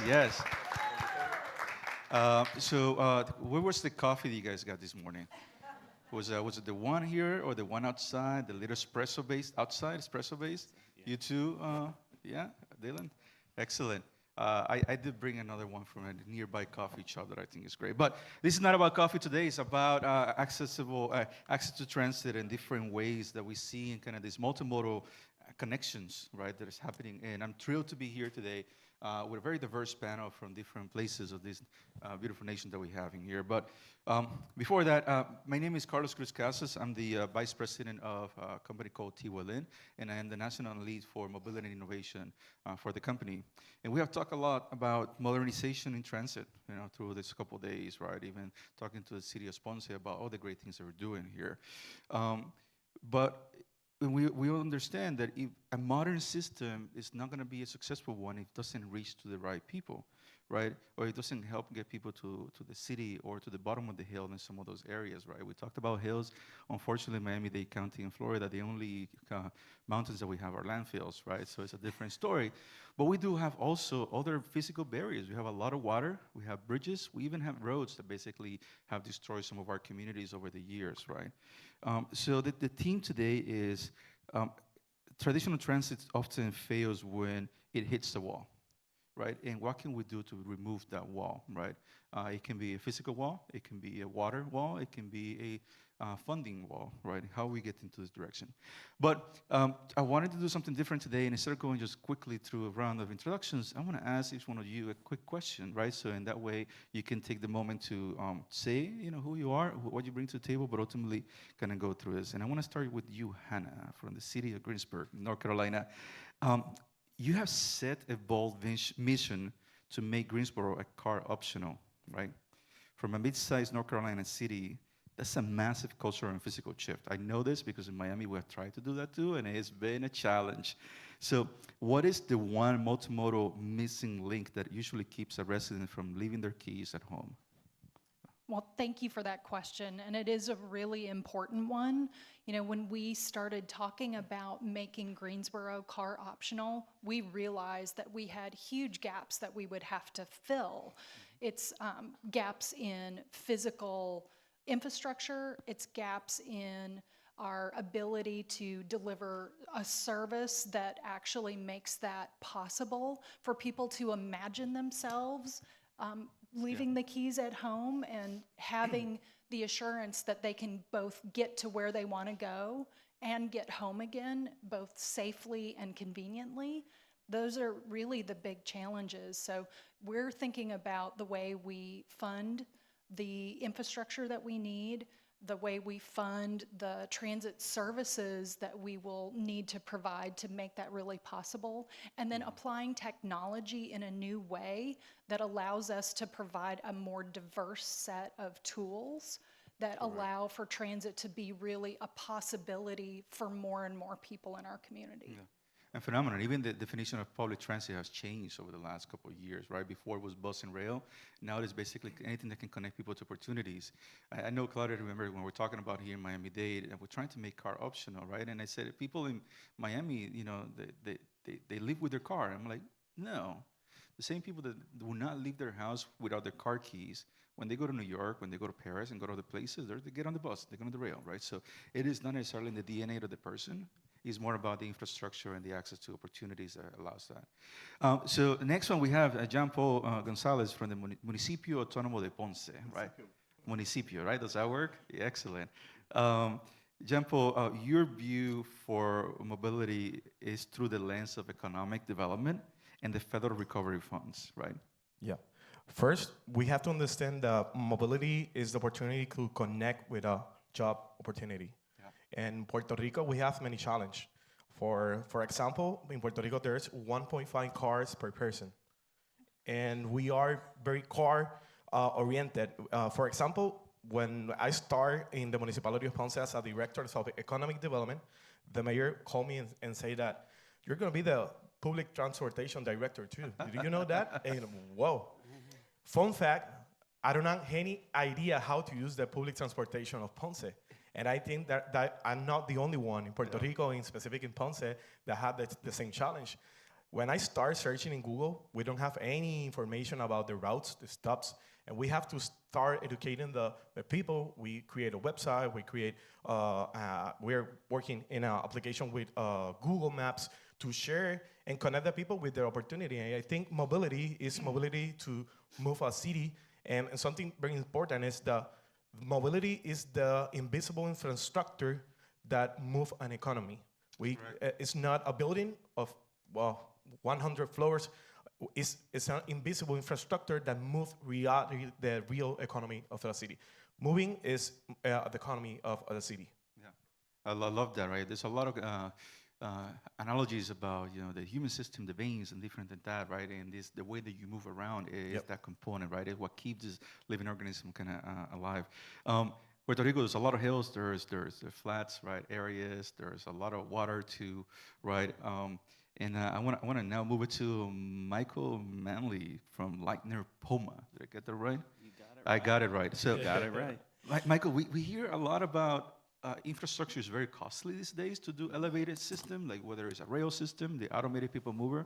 And if you had the chance to kind of experience the automated people mover here in downtown Miami, it's been successful for over 40 years. But then there's another way to actually do a lighter infrastructure component, which is with cable cars and aerial transportation, right? But often those seem like a gimmicky for resorts, where in skiing resorts and things like that. How do you see that actually working with movement in a city to kind of meet the demands of their communities that you've seen already in Greensboro and Ponce, Puerto Rico? Yeah. So thanks for having me here. This is great. Yes, the leveraging the technology that we bring creates that really, as you said, light infrastructure. So essentially, we're creating a guideway in the sky with cables, which is much less expensive than concrete and steel, and can be deployed much faster. So we can bring those systems to life in a really short amount of time, and we can do it for less money. So that's kind of the magic of what we do. Additionally, we provide a method of transportation that people typically really enjoy. The views are good. The experience is comfortable. It's accessible, and it allows people to move through spaces on their own schedule and at their own pace. That's phenomenal. So I'm assuming, have you all gotten one of the cars, one of these resorts? I went to the one at Peak to Peak Mountain in Vancouver. Yeah. That's a long stretch, right? But I can start seeing that actually providing access to city, and even the one in Portland to get to University of the Hill. It's a fascinating deployment. Yeah. So next we have Ana Martinez. And, I know Ana for many years, and I'm a big fan of her working here. And I'm not gonna say how many years you've been working in here. I'm gonna leave that out there. But you have built a relationship with thousands of people, right? In between public sector and private sector. And in the world of mobility, and I think we mentioned about this, we talk about seamless technology a lot, right? We talk about, but you focus on seamless trust. It's something that you said in the past, right? When a community is skeptical of a new transit project, what is the one strategy that can turn a critic into a champion? Absolutely. And Carlos, thank you so much for having me this morning. Good morning, everybody. I had a very long commute from my office. It was about 200 steps. I work right across from there. And I'm very happy to be here at Miami-Dade College. And my field is philanthropy. I do fundraising, which scares people more than driving 100 miles an hour. And the issue of trust is so important. And when it comes to transportation, it is truly an economic engine that gets us from point A to point B to be able to do our job. We're always looking at our student base, our population, our community, being able to generate an economic aspect for the community that we live in, our state, our country, and the world. And every single moment gets us more interconnected. And you're right to the point of trust. And for someone like me, I have a disability. I'm legally blind. I always joke with my husband that my disability is that I'm too cute. But when you have a challenge, and I want to encourage all of us here, and I do mean us because I'm part of the collective. I have been a transit advocate for decades, to think about technologies, to think about creativity, to think about leaving your car behind, to think about Ponce's like, what do I do now? And to think about being, in the air. Why not? It's there, right? So why not use it? And I will tell you real quick, there are so many technologies that we use today that were at one point used for people who had a special need. This morning, I asked AI, as one does, because we no longer Google, right? We asked AI, what kinds of inventions have been created for people who have special needs? And they're not necessarily transportation related, but listen to this. Did you know that the touch screen was created for someone who had a disability? Wow. You're welcome. So was the electric toothbrush. Captions on Netflix, who doesn't use that? And my favorite, the typewriter was invented by an Italian man in the 1800s who was in love with a blind woman, and they wanted to correspond in secret. So he created a typewriter out of love. So why not flying gondolas, right? Yes. Why not leave your car at home? Why not let's do this in Ponce? And it is here at the college, we teach AI. And in AI, the first class we teach is in ethics, the ethics of AI. And the concept is the human in the loop. And so for us in transportation is the passenger, and they're getting from point A to point B with trust. Yeah. That's phenomenal. Oh yeah, there's got to be a book about that, right? I think definitely you can start making this through. So I want to, and one thing that you mentioned, I think is the transportation is to move people within a city, but not to forget what is the city there for, right? And particularly, I'm going to look at you, Jean Paul, right? The city of Ponce has historic, kind of setting. It's a place in Puerto Rico with a lot of value, right? So how do you integrate kind of modern mobility systems without taking away, that historic presence that the city has? First, we have a challenge in the urban because the infrastructure is historic. But the entrepreneurs and the owners of the business in downtown wants more parking, and they want more parking than clients. And we have to start changing the mindset that mobility is not parking in front of your store, your business, because possible we can do as part of the plan a gondola from the connection in the historic area to the tourist area. For example, in Ponce now, we have a great industry that is growing a lot, that is in the port of Ponce.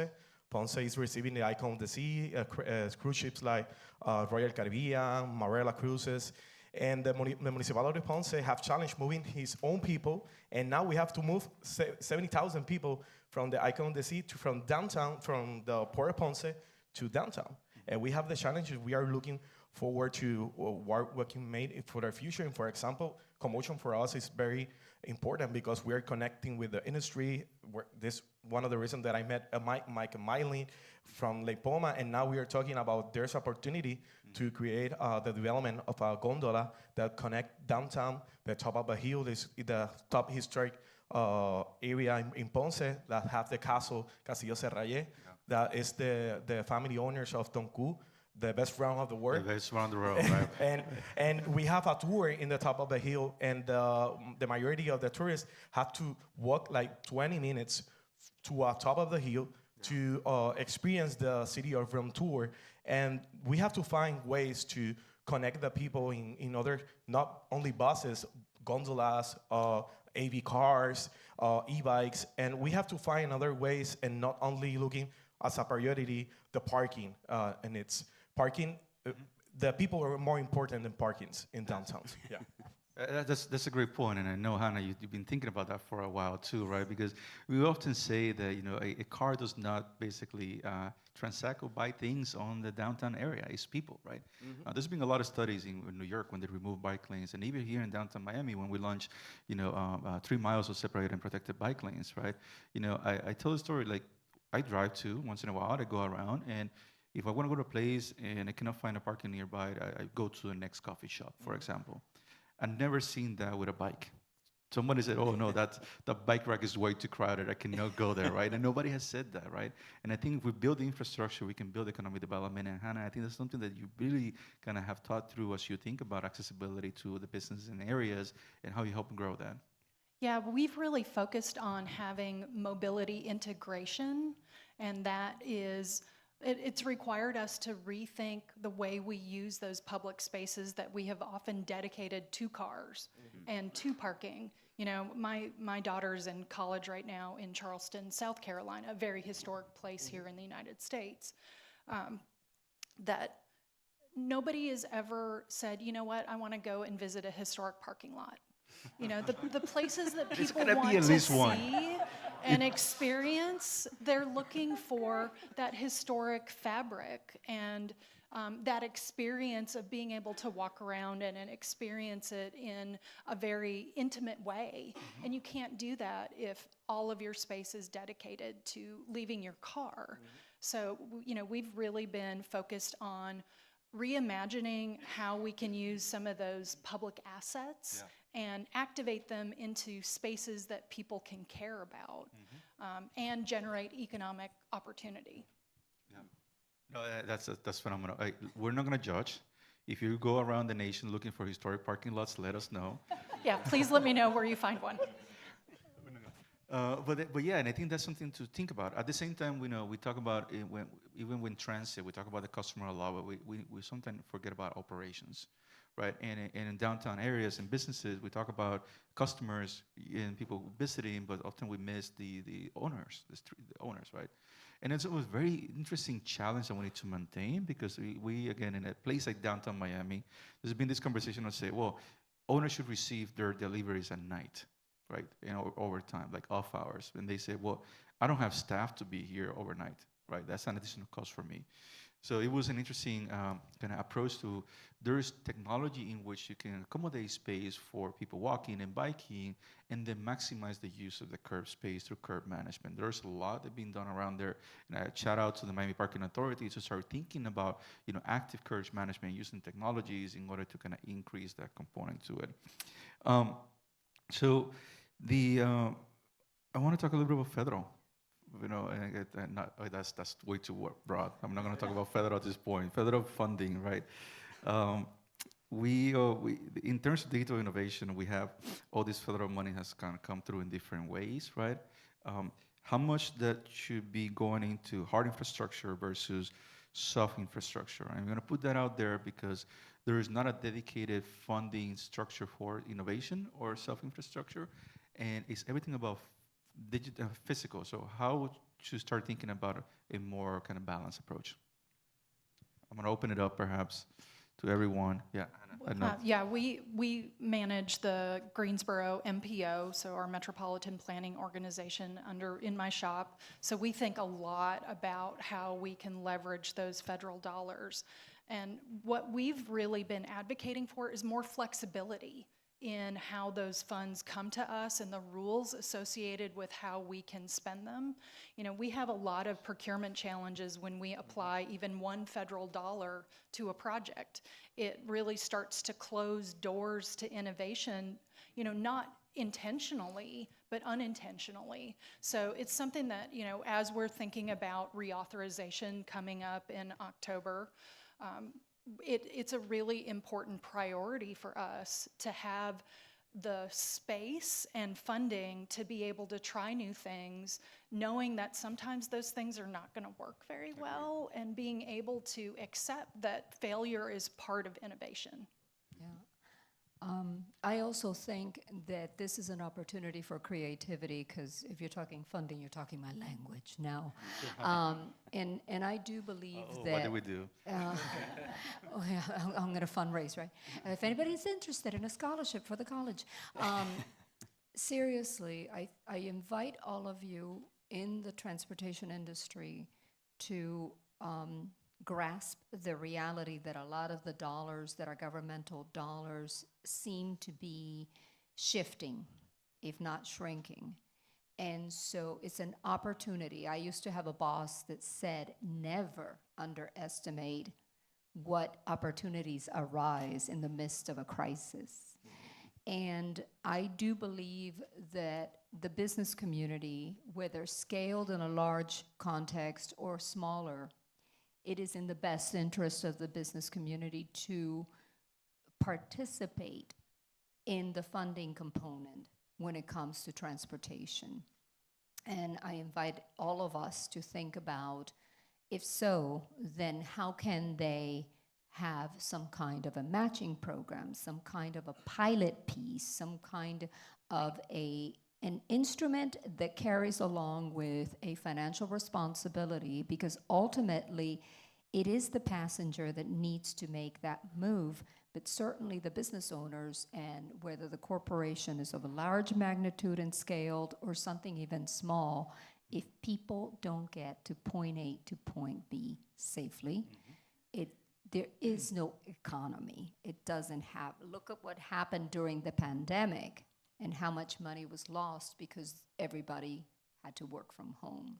So how many industries we can point to. So that partnership, and maybe that recent example that we all had no option but to live through. What funding models can come about that have a private, maybe even philanthropic component attached to it? Phenomenal. And real quick on the pandemic component, right? Always are opportunities. Dylan knows that I like to drink good coffee, right? My favorite coffee shop here in Miami-Dade County during the pandemic decided they had to close. But they decided, I don't want to close. I don't want to cut the contracts that we have with my providers, and I don't want to let go of my waiters. So what they did is actually continue to receive the produce that they will receive for their business, open up an online store, and have their waiters and waitresses basically do deliveries. Their salaries will be the tip of someone doing that. So I was buying eggs, avocado, milk, all the things that they will buy at wholesale price, and then paying the tip to keep that in mind. So I think there's opportunities to use technology towards better innovation, right? But real quick in terms of, and I think, we heard Daniel Levin-Cava, our mayor here, said that, government needs to be moving at the pace of business and at the pace of innovation. And one of the challenges is the fact that, let's be real, the tolerance for failure in government is very little. And I'm convinced that it's because we take long to get stuff done, right? So, and I think we've been working on many opportunities to do innovation and really more progressive contracting, if we will, in a way. And I have to give a shout out for the Miami-Dade Innovation Authority that's actually trying to help bring that forward. So, and you mentioned the P word, and I'm gonna keep it out there. Procurement is something that sometimes we need to keep aside. But there's an opportunity to start pushing forward to develop things faster. And then if you do things faster, the tolerance for failure might be a lot higher, and continue to work together. But beyond that, ultimately, when you have a big infrastructure, how can you protect the government, protect the residents from that risk? Michael, just thinking about you have deployed this system throughout the world in different places. There was a challenge about trust at the beginning, I can imagine. There was a challenge about believing that this will work. And what was the angle to protecting that risk, if you will, for some of these cities? Well, I think there's a few things there. One of the things we see as we approach these projects particularly here in North America, is that a lot of the systems and processes that go into that procurement process don't understand alternative technologies, right? So when you're evaluating ways to solve a transit problem, it's essentially a system to choose between a bus and a train often, right? And so it doesn't, it's going to drive you to a bus or a train, right? And so what we're trying to bring forward is more research, more understanding of what we do and how that can solve transportation problems in ways that are possibly a little different.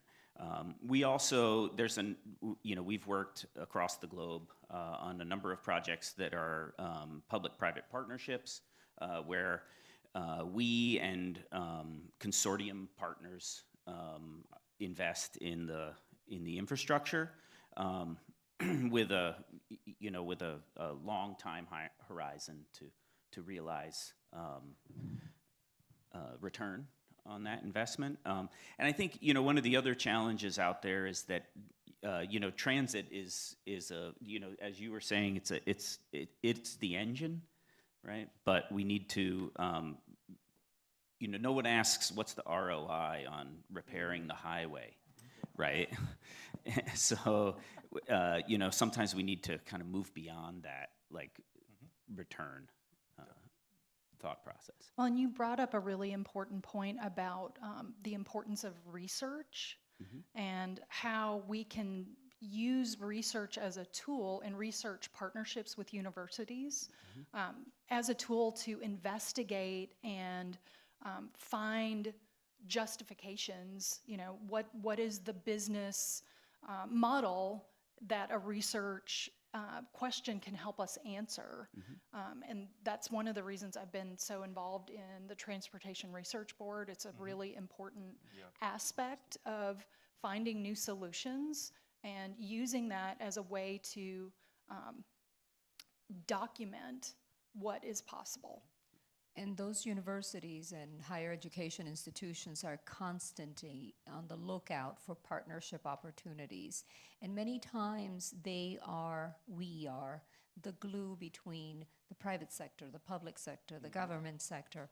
And you bring in a group of 19, 20-year-olds who are thinking completely different and have a mindset that is purely innovative and creative, and it shifts the dynamic, and it's exciting, and new results can come about, absolutely. And data rules to be able to come back and say, look at the numbers, look at what we can show for this. And that's the ROI that sadly is always required, but it's almost like, how do you put it together? But those partnerships make a difference. No, I like that approach, right? And I'm gonna say yes, and I'm gonna continue to add to that one. We did a couple this kind of partnership with universities, and one additional benefit to do so is the fact that now you actually have a younger mind thinking about the customer, thinking about the future of the city, thinking about the needs to make things, right? So not only is their ability to respond, but also start getting into their thinking about, this is the city that I want to live in, and let's build it in that way, right? So let's talk about 10 years from now, right? Let's start thinking moving forward, right? What is the one flexible mobility solution that isn't mainstream today, yet you see as a standard in the next 10 years? Mike, I think that's a good question for you, Mike. Did I put you in the spotlight or in the hot seat? I don't know. Well, I mean, certainly we've been advocating for our solutions worldwide for many, many years. And across the globe, there are examples where cities have started to dip their toe into the water with ropeway technology, and they really have embraced it wholeheartedly. My colleague Frederick and I were talking this morning about Mexico City. In 2019, they started a process to investigate their first ropeway system. They're now in the planning phase for lines 6 and 7. Awesome. You know, a short 7 years later. So they've seen the value, and they continue, and they're building a system. They're building 2 lines right now. They have 3 in operation. They're planning 2 more. So. And that's phenomenal, right? And I think the value of that is moving people from one place to another. Yeah. Still, access to those stations are needed, right? You know, and we live in very diverse communities, whether they're flats, whether they're hilly, whether they're hot like Miami, whether they're cold like Minneapolis. There's different elements that kind of come to play, right? So, I think the future of mobility for the next 10 years is the last mile, but it need to be reliable, but have to comply with the capacity of a city, because the city have the buses route, fixed routes, paratransit program, but we have the challenge in the last mile, connecting that stop sign with the passenger who live 10 minutes from his stop sign. For example, in Ponce, my nearest stop sign is 10 minutes walking from my house, and I have to walk a lot to reach the stop sign. And I think the future of mobility is the last mile, but being reliable and with capacity. For example, the AV cars, the autonomous car, for example, we are looking for that opportunity in Ponce, but needs to comply with the capacity. Because if we put 3 million buying 2 EV cars, needs to move a lot of people daily. But I think the future is that, but needs to be reliable and compliance with the capacity to move in a city. Yeah. Yeah, and we're thinking about those same tools, but in a micro-transit fashion. So how do we right-size it and scale it? How do we ensure that the vehicle is accessible and safe? And that's been one of the huge challenges. We did a AV pilot with our university in some existing electric vehicles, but they're not accessible vehicles. So it was okay to do it as a research pilot, but thinking about how you make that truly accessible and something that can scale as demand grows and changes. Yeah. I couldn't agree more, and I think that the present and the future is ethical AI, and our ability to sort of avail ourselves of the technology that is here now, and it's coming faster than we could ever imagine. I was very fortunate to take an AI clinic that we teach here at Miami-Dade College, and it has changed my life significantly. And I have to tell you, they taught us, I took it in March, and they said that the information they imparted about AI when they started in the fall of last year was completely outdated. And it is a tool, not to be feared. Fire could burn the building down. It also could cook a meal. So it's ethics. Ethics is the first thing we teach when it comes to AI. But when it comes to transportation and solutions, which is what we're looking for, I think that the technology is going to give us information and access in a way that we've never had before. And I'm really excited about that, including the safety aspect, because what could be safer than cameras and aid and information at your fingertips, whether it's on no longer your phone. This is going by the wayside. It'll be glasses and wearables and all different kinds of things. But more importantly is the intelligence within, and our ability to solve problems in a very quick manner and in a creative and innovative way that is no longer the old had. Like you said, everybody, a train, a car, no. What about air? What about something that's like, we hadn't thought about before, that aspect? That's phenomenal. When we launched here, we're thinking about microtransit in Miami-Dade County. That was a while ago, and it was focused on the southern end of the Metro Rail system. I'm gonna just take a moment here. It was out of the total 20-something stations, the southern 2 Metro Rail stations carry more than 20% of the ridership of the Metro Rail. They have combined capacity for 3,300 parking spots. And before COVID and all the different things that happened, it will get full by 8 in the morning. So you take it into perspective, right? So again, we talk about access to opportunities. There's many folks that don't go to the 9 to 5. That's an old song, right? Now we're talking about a service industry and other elements that need to use transit too, and they do not have access to do so. We did a research, and found out that more than 500 people were living within a mile of those two stations, and they were paying a monthly pass for parking. And I mean, that's a great opportunity for us to start introducing on-demand services that can get people to the station free of the parking spot for someone that lives 5 miles, 10 miles away and do so. So I think this is exactly the direction forward and how to actually pull in vehicles, pulling people into those vehicles. Now, Jean-Paul, you mentioned, I think it was accessible and other things that we want the first and last mile to be. I'm gonna say to diverse. Like, let's be real. Sometimes we want to bike, sometimes we want to walk, sometimes we need the vehicles because we're carrying groceries, right? I think this redundancy of system is critical because ultimately having options that we do, like we have, how many TV shows you watch on Netflix? It's a lot. We have a lot of these different options, right? You can order ice cream from Uber Eats, you can pick options. So why transportation has to be different, right? And I think as we think about first and last mile, redundancy is a great value because each trip will be different. I think in the future we have to change the mind from diversity mobility to universal mobility. For example, we have paratransit in Ponce that we move. It's not a lot of people, but it's 6,000 passengers annually in Ponce. But we have to change the mind that to create program for a specific community or diverse community, we have to create accessible universal mobility for all the people, and we have to start changing the access in other ways, like the app has to be compliance with ADA approved, the communication, hearing the stop sign when the people reach his destination. We have to change the mind from diversity mobility in the individual mind to universal mobility. Everyone can use the same system at the same time with the same rights. Phenomenal, right? You just opened a door for me. No, and we have another 10 minutes, so if you want to have anyone have a question, or we're going to continue here. But you all know that paratransit was created in this nation because transit was not accessible, right? The buses did not kneel, there was no elevators, sidewalks were incomplete, right?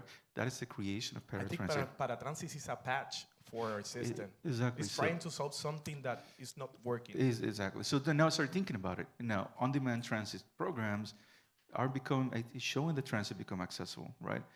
Buses are kneeling. We need to complete sidewalks, right, and curb ramps. We need to keep that in place. We have elevators and escalators need to be kind of operating. But one thing is that is presence. The other thing is that is, how you say this in a nice way? I don't know. Like that is meant to be that way, right? And I think kudos to Yaris Rodriguez from Miami-Dade County. When she launched the on-demand transit program with wheelchair accessible vehicles, she opened it up to the community and said, we want to hear from you. And we brought a vehicle into there. And it's one of those vans retrofitted with a wheelchair lift and a ramp, and everyone said, check, it's done. Mm-hmm. And it was not until the community said, listen, I don't want to be boarding a vehicle on the back of the vehicle. It is not safe when the vehicle is stopping, and actually that little ramp, when you're traveling, it just rattles too much. Mm-hmm. It's better for me to board from the side of the vehicle, right? So it is not just a checkbox.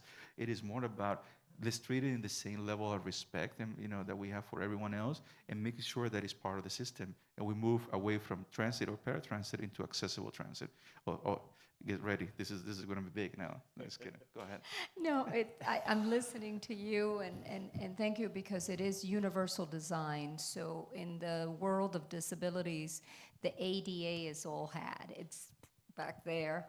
I mean, thank God for it. And if any of you are interested, there is actually on Netflix, another documentary called The Capitol Crawl. And it was in the 60s, a group of people who were paraplegic crawled up the stairs of the Capitol to demand equal rights. And that's where the ADA was born. And now we are moving into an evolution of the ADA to universal design. And get this, we're all talking about longevity and living longer. There is such a thing as a disability, but there's also something called an acquired disability.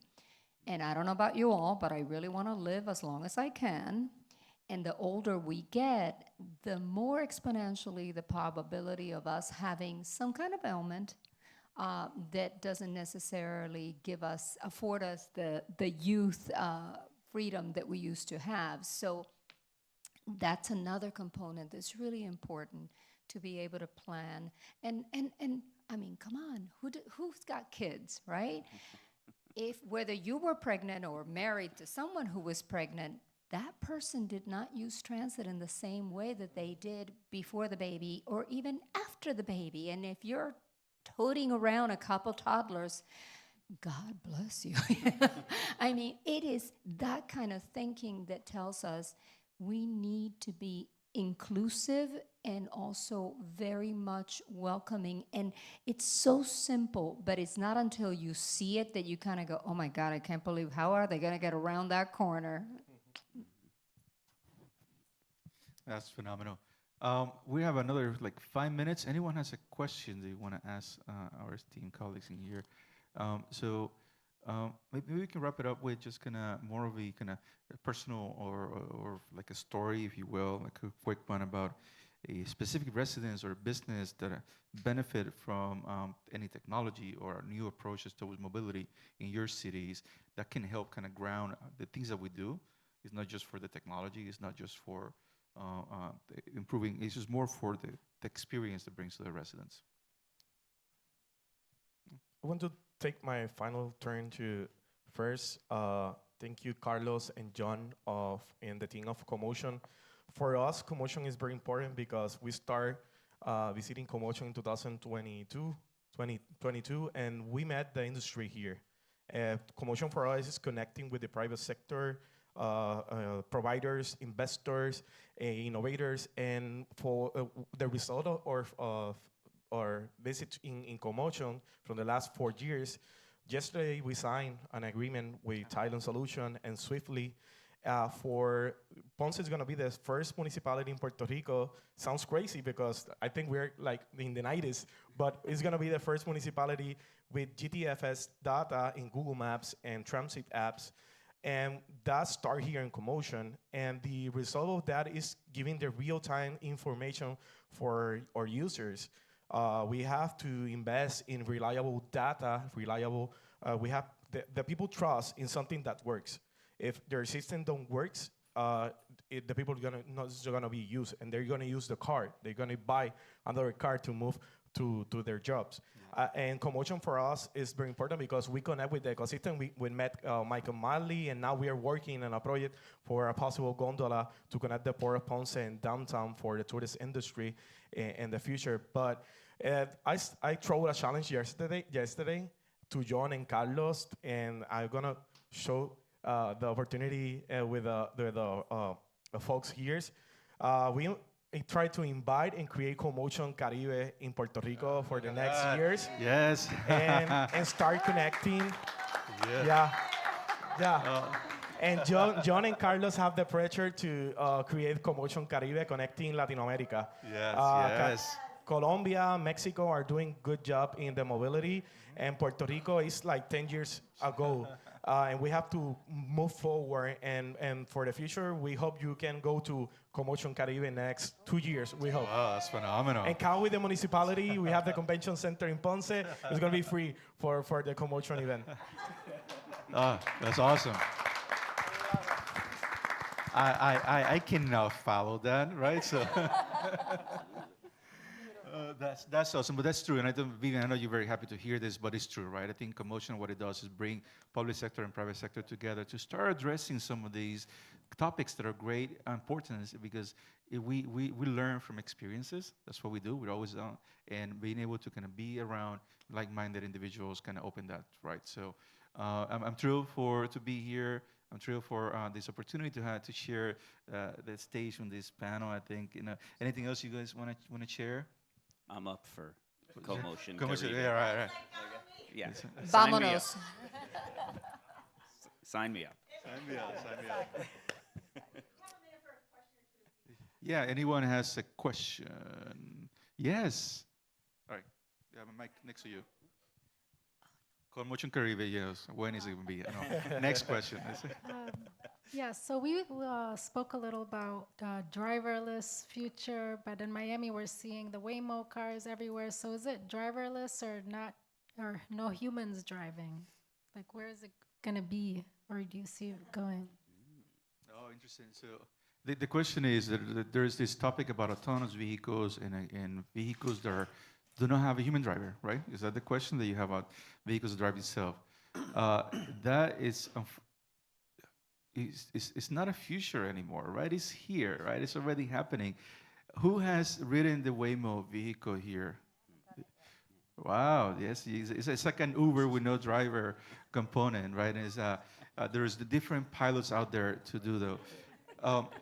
Has Greensboro thought about autonomous vehicle? So we have been thinking a lot about autonomous vehicles. Our legislative framework doesn't really allow for it to be completely driverless. So it can be autonomous, but there still has to be a safety driver in place. Gotcha. So I think as this all advances and we get more practical experience, the legislative environment has to catch up. Yeah.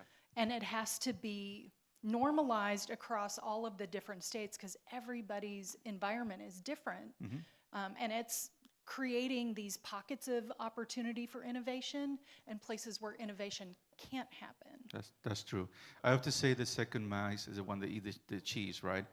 State of Florida is very open and has a lot, and it's interesting what's happening here in other states, but there's a lot more for it. There's probably a couple panels on AVs that we need to kind of keep an eye on. And right now, my clock is flashing, and I have this team colleagues over there. If you can help me with a round of applause for this crowd here.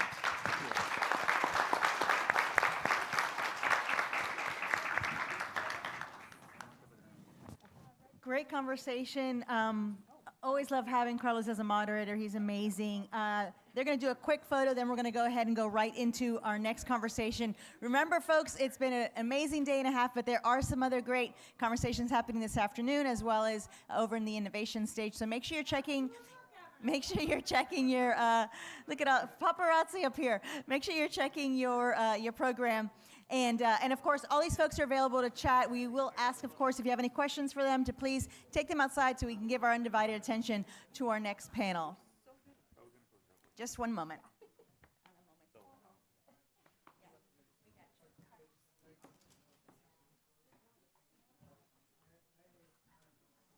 Did you get that one?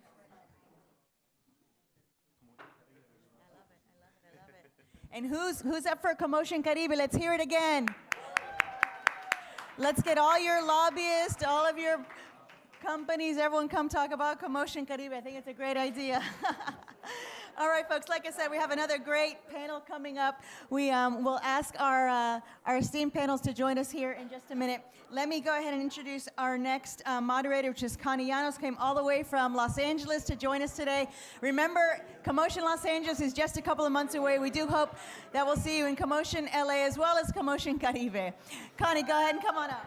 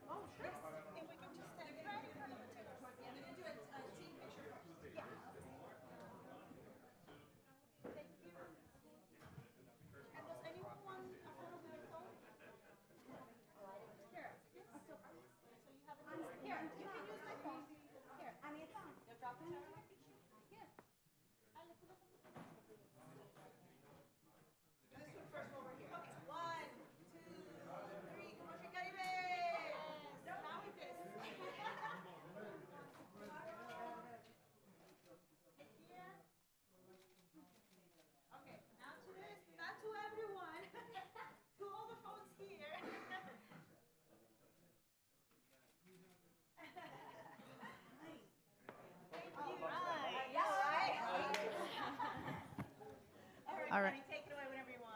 Yeah. Yes. All right, everyone. Well, thank you. Are we like the panel that is standing in the way of people's lunches? Yeah, I think so. Oh, okay. All right. Well, we're going to make sure that we give you some life and some energy. as you go into the middle of the afternoon. Well, it is my pleasure to be here with all of you in this amazing panel. My name is Connie Llanos. I'm the CEO of Cielo Strategic Communications. We're a strategic communications and executive advisory firm that deals with some of our most complex urban issues and helps people tell their stories to create deeper impact in communities. And I come out of the transportation space, having most recently worked at the Los Angeles Department of Transportation, along with a number of elected officials and Fortune 500 companies. And I am going to, before we get into modern mobility partnerships and flexible service delivery, give an opportunity to each of the panelists to briefly introduce themselves. We've got a great group here. Jeris? Hi, everybody. I'm Joyce Rodriguez. I'm the Chief of Paratransit Operations and Mobility Services, including Metro Connect and Van Pool in the Department of Transportation and Public Works. For the last 12 years or 15 years, I have been working in innovation, how we can change the way and improve the way we provide services using technology or different frameworks for the services. And now I'm modernizing the paratransit program and the way we provide paratransit, and same with microtransit. And I have been the opportunity to work with many pilots and leading pilots and implementing different technology to make our services smarter and make our curbside smarter as well, with the goal that we can start providing accessible journeys and a whole experience from beginning to end, thinking in consideration and be aware that it's not about my trip itself. It's about everything that make the rider experience. Thank you. And I'm Lizzie Pittenger. I'm on Uber's public policy and communications team. I cover the Southeast for the company. And as part of this role, I get to work with a number of local officials, community stakeholders, to really look at, transportation areas and challenges in a number of different spaces, whether it's pick-up and drop-off areas for an upcoming 4th of July fireworks celebration, or it's the World Cup coming to town, and really thinking through all the transportation challenges that will be, alongside large events like that. But my role also brings me to the Uber transit spaces quite frequently as well, how we can work with local officials and transit agencies on some of the challenges that they're facing, whether we can leverage our existing supply of Uber drivers that serve so many communities across the country, across the world, and how we can leverage that supply for first mile, last mile solutions, and a number of other different programs that I'm excited to talk through with you today. So thanks so much for having me, Connie. I'm Alex Esposito. I'm one of the co-founders and the CEO at Circuit, and we connect communities with shared mobility solutions. We work with cities, including many here in South Florida, cities, properties, transit agencies, to build microtransit solutions that focus on last mile connections, downtown congestion, and parking issues. We move about a little over 2 million riders last year using our on-demand technologies, our fleets of 100% electric vehicles, and our teams of employee drivers. So excited to be here. Great. Thank you. My name is Tanya Castle. I am the Director of Growth for Silveride. Silveride is the nation's leading ADA-compliant assisted transportation provider. We deliver more than 1 million trips across the U.S. in more than 35 cities and 15 states. A little bit about me. I came to transit about 10 years ago. I started in micromobility, specifically on bike share. Then I moved to paratransit software, and now in paratransit supplemental service operations. And prior to my life in transit, I had a completely different chapter where I worked in maternal health, reproductive health, and menstrual hygiene health in conflict and post-conflict zones. Amazing. Can we just transition the panel to talk about your previous life? Well, I can sell washable, reusable sanitary pads if anyone's interested. Tanya and I are also recovering journalists, so be careful, because that means we love a panel discussion. All right, amazing. Well, just to get us going here, I think it might be a massive understatement to say that transit agencies right now are dealing with tremendous challenges. There seems to be an ever-growing demand for support and services, also changing needs in communities. There are the small community events that you are still, and community resources that you're trying to service. You also have mega events, like here in Miami, F1 or World Cup. And all of these, the expectation is, how is transit gonna serve? Oftentimes, these public-private partnerships are really viewed as the vehicle, right, for agencies to be able to expand their capacity to deliver. The results are often mixed, though, right? Sometimes we see great results. Sometimes we might measure that you end up with more vehicles. And so you really start to ask yourself, is the partnership delivering? And if so, for whom, right? So I think that's sort of the central nexus of a lot of the conversation we'll be having today.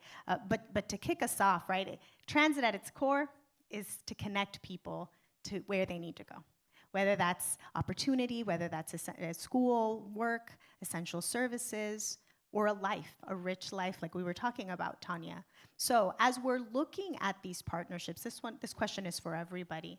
How do we think about meeting that core need and using and leveraging these partnerships in service of that? Well, I think that technology have made possible a lot of the partnerships. And what you're saying, I see in the future, in the near future, we're seeing now the partnerships are not only for the operation, it's for everything, for technology. And we know that there is not a single agency or a single private company that could deliver seamless, integrated, and equitable service or trips.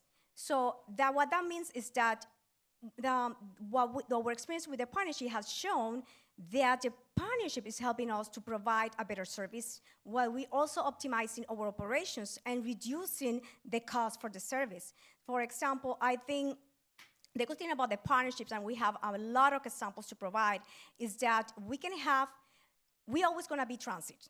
Transit cannot compete with TNC or ride-sharing other service. And we had that experience in the past. We have a program with Uber, and we learned that if you set up in a budget and you have that kind of door-to-door service that is quick, that is always available in 5 or 10 minutes, and it's door-to-door, people will prefer that over transit. It's convenience. So we need, what we learned from that, and then from that, that pilot, that we have a budget of $250,000, and we expanded in 2 months because the demand is exponential. We learned from that, okay, we need to learn how to work with the partnership. What we ended doing is, for example, for our microtransit service, which is amazing, our provider, we partner with Uber, and we are using Uber, and the algorithm is able to decide what trip should be served for Uber, and it's cheaper for us, but also that single trip that is gonna be served by Uber allow us to provide another 5 rides, increasing ridership. And besides that, we're experimenting on how we can Uber, TNC, and other services to feed our transit system and increase that ridership. In addition, that the partnerships are allowing us to be able to provide multiple options to the rider. The rider should have options and should have the information to be able to take informed decisions. We need that multiple options.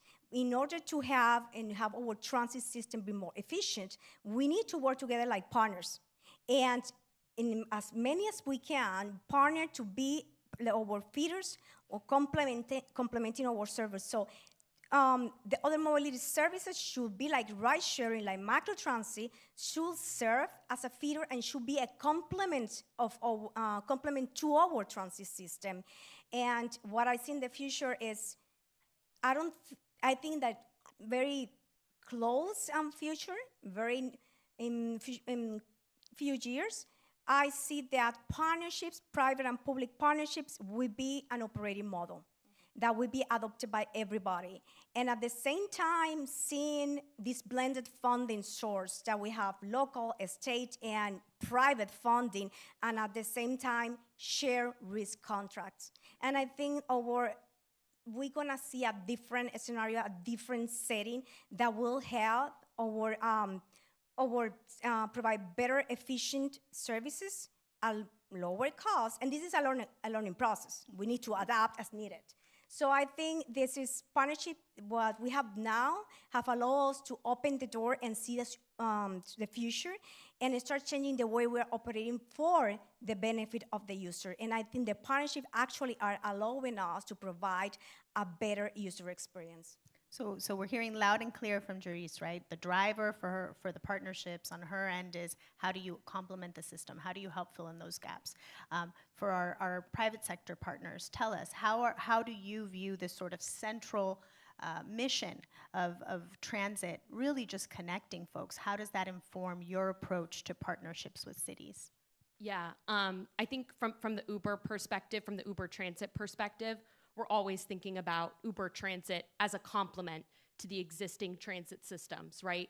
You know, whether that's rail, that's buses, that's microtransit, that's other transportation providers that are in this larger ecosystem. Like, how does Uber fit in and complement that picture? And I think when we're approaching our partnerships with transit agencies, it's always driven by like that goal of like, how can we be a complement? You know, as I talked about in my opening remarks, how can we like look at the existing supply of drivers that's in a community to help serve trips and help complement a larger program?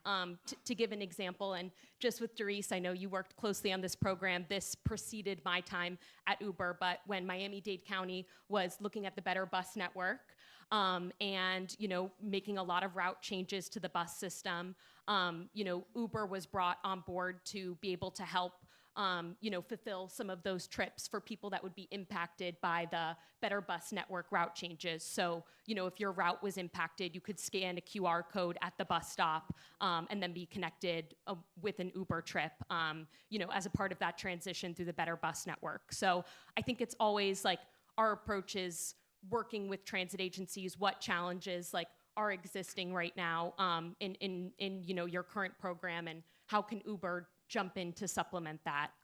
So yeah, we're always thinking about it in that framework. Yeah, I think we're at a really interesting time in like the maturation of the industry, and especially thinking about microtransit. It feels like years ago it was like, oh, it's like you'll never need a bus again because now you have an app. And like, you know, we look back and realize how silly that was. And, you know, it felt like it was software and technology for the sake of software and technology. And then it was sort of this whole pilot phase. And now I think it's reached a point where, you know, microtransit and a lot of these other types of services have really been, you know, core to a lot of the transit agencies' decisions, and how can these all work together. And I think you summed it up well, because at the end of the day, it's not about the software, it's about connecting people with their final destination. And, you know, it's pretty simple. And I think I've really enjoyed the last year or so in working with some of our partners. Again, we work with city partners, property partners, to really have more of a first principles look at this. And I don't think it's public or private. It's not a bus or an autonomous vehicle. It's really a what, when, where, why. And I think that's where I think collectively as an industry, both the private sector and the public sector are getting smarter about the use cases, the application, and then, you know, right-sizing the vehicles for the types of service. You know, we do a lot of last-mile connections. That's innately not at odds with the public transit. It's not about replacing the bus, it's about feeding the bus.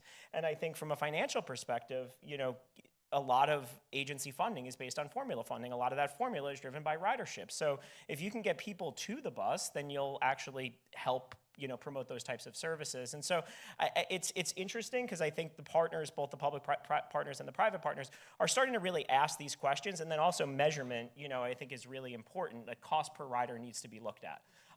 You know, it's just not digital gloss that makes these things successful. It's, are we moving a lot of people for not a lot of money? And again, these are really simple questions. Are we getting people out of their cars? Are we reducing vehicle miles traveled? So I'm kind of encouraged by the simplicity of some of the conversations that we've had recently, and not just, you know, drowning in digital gloss.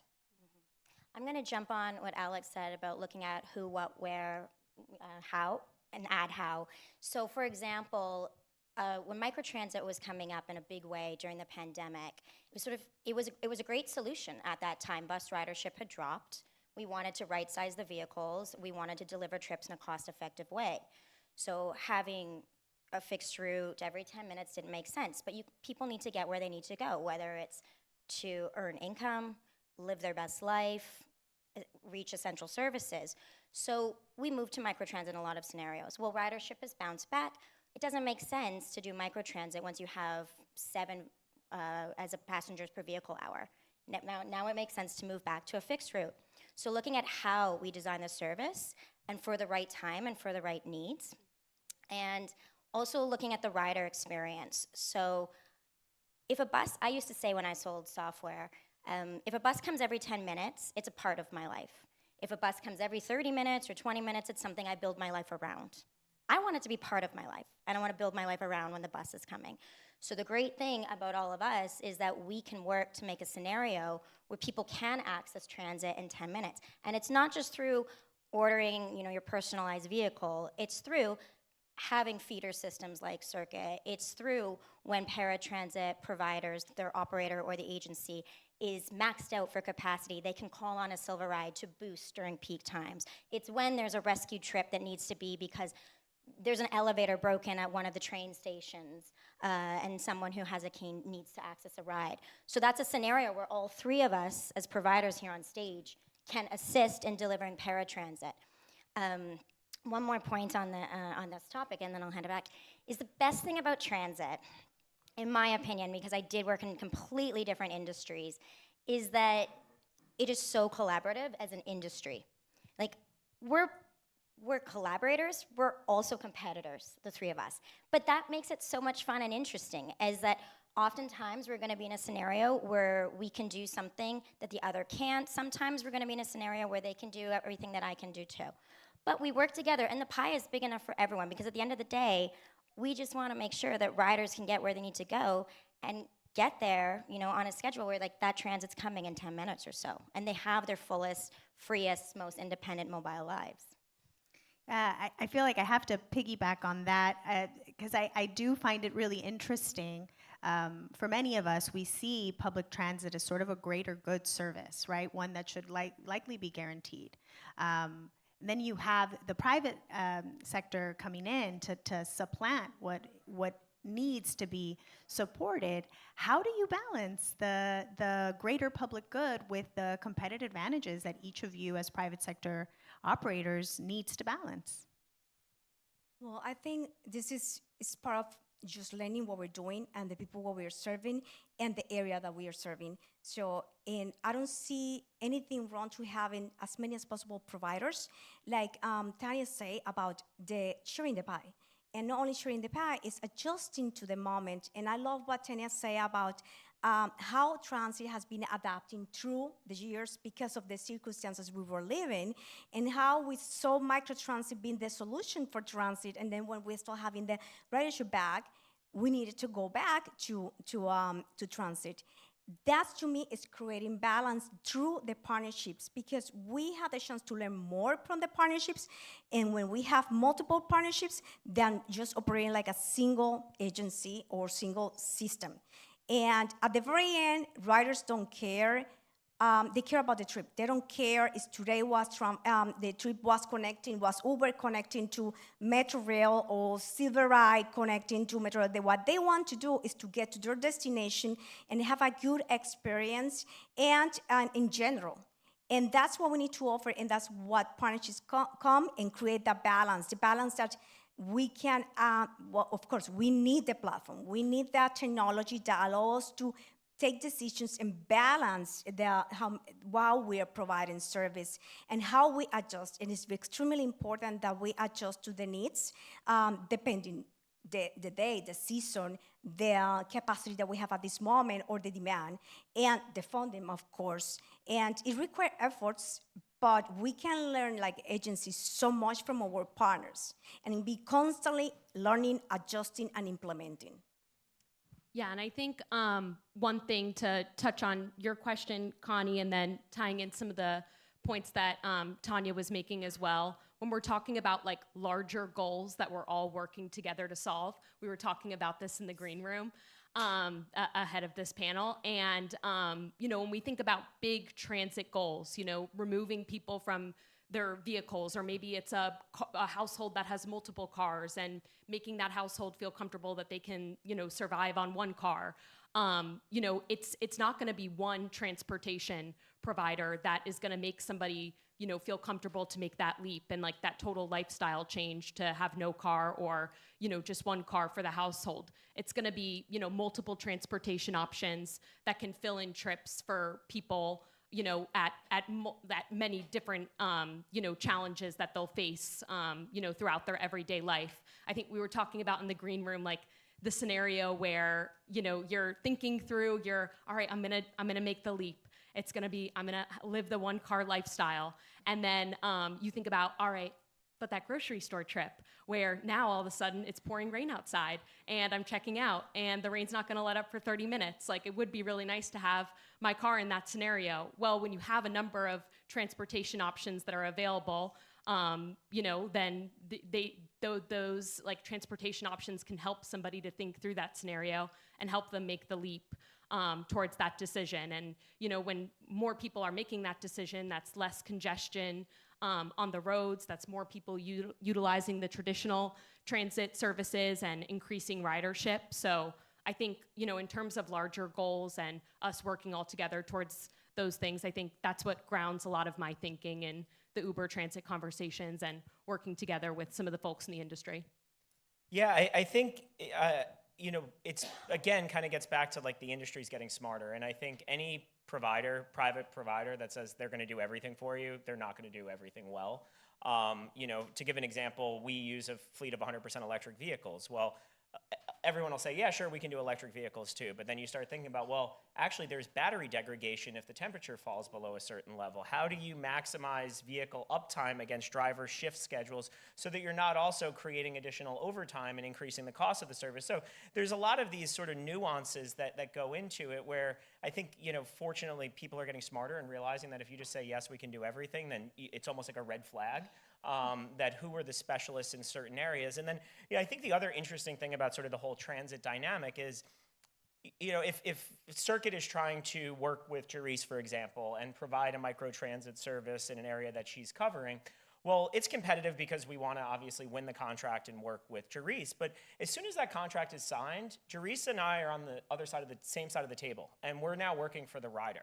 And I think there's sort of an innate, responsibility of the private sector to work with Derisking to make that experience better for the rider.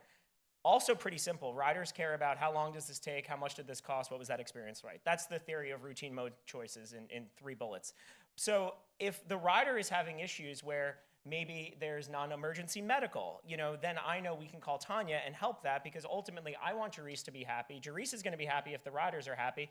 And, our main specialty is in paratransit. So, it's our best interest to call Tanya, keep Derisking happy, and keep the contract going. So I don't think there's as much, at odds as there used to be if you have the right sort of vendors that are really honing in on their specialties. I'm going to talk about the dollars and cents from the rider's perspective and the company's perspective. Because, yeah, we do have the public sector up here as well as the private sector. Private sector can't stick around unless we get paid and unless we have decent margins. And then, the rider loses their ride. So the dollars and cents side from the rider, as I mentioned earlier in my introduction, I come from a development background. Spent a lot of time in East Africa, the Balkans, Middle East, etc. So I think a lot about the cost of transportation for the individual, and I also used to sell bike share. So most people don't realize transportation is your second biggest expense after your dwelling, your home. If we're living by great financial principles, your home should be about 30%. You obviously don't live in Miami, if that's the case of your income. Or LA. Or LA, or New York, or several metropoles across the country. But in theory, good financial practice is about 30%. Your car is about 15 to 18%, and I'd have to go back and check those numbers with these fuel hikes. I'm sure it's higher now. So it is an incredible expense. And the first thing to go when a rider, as an individual who's facing financial uncertainty, is their vehicle often.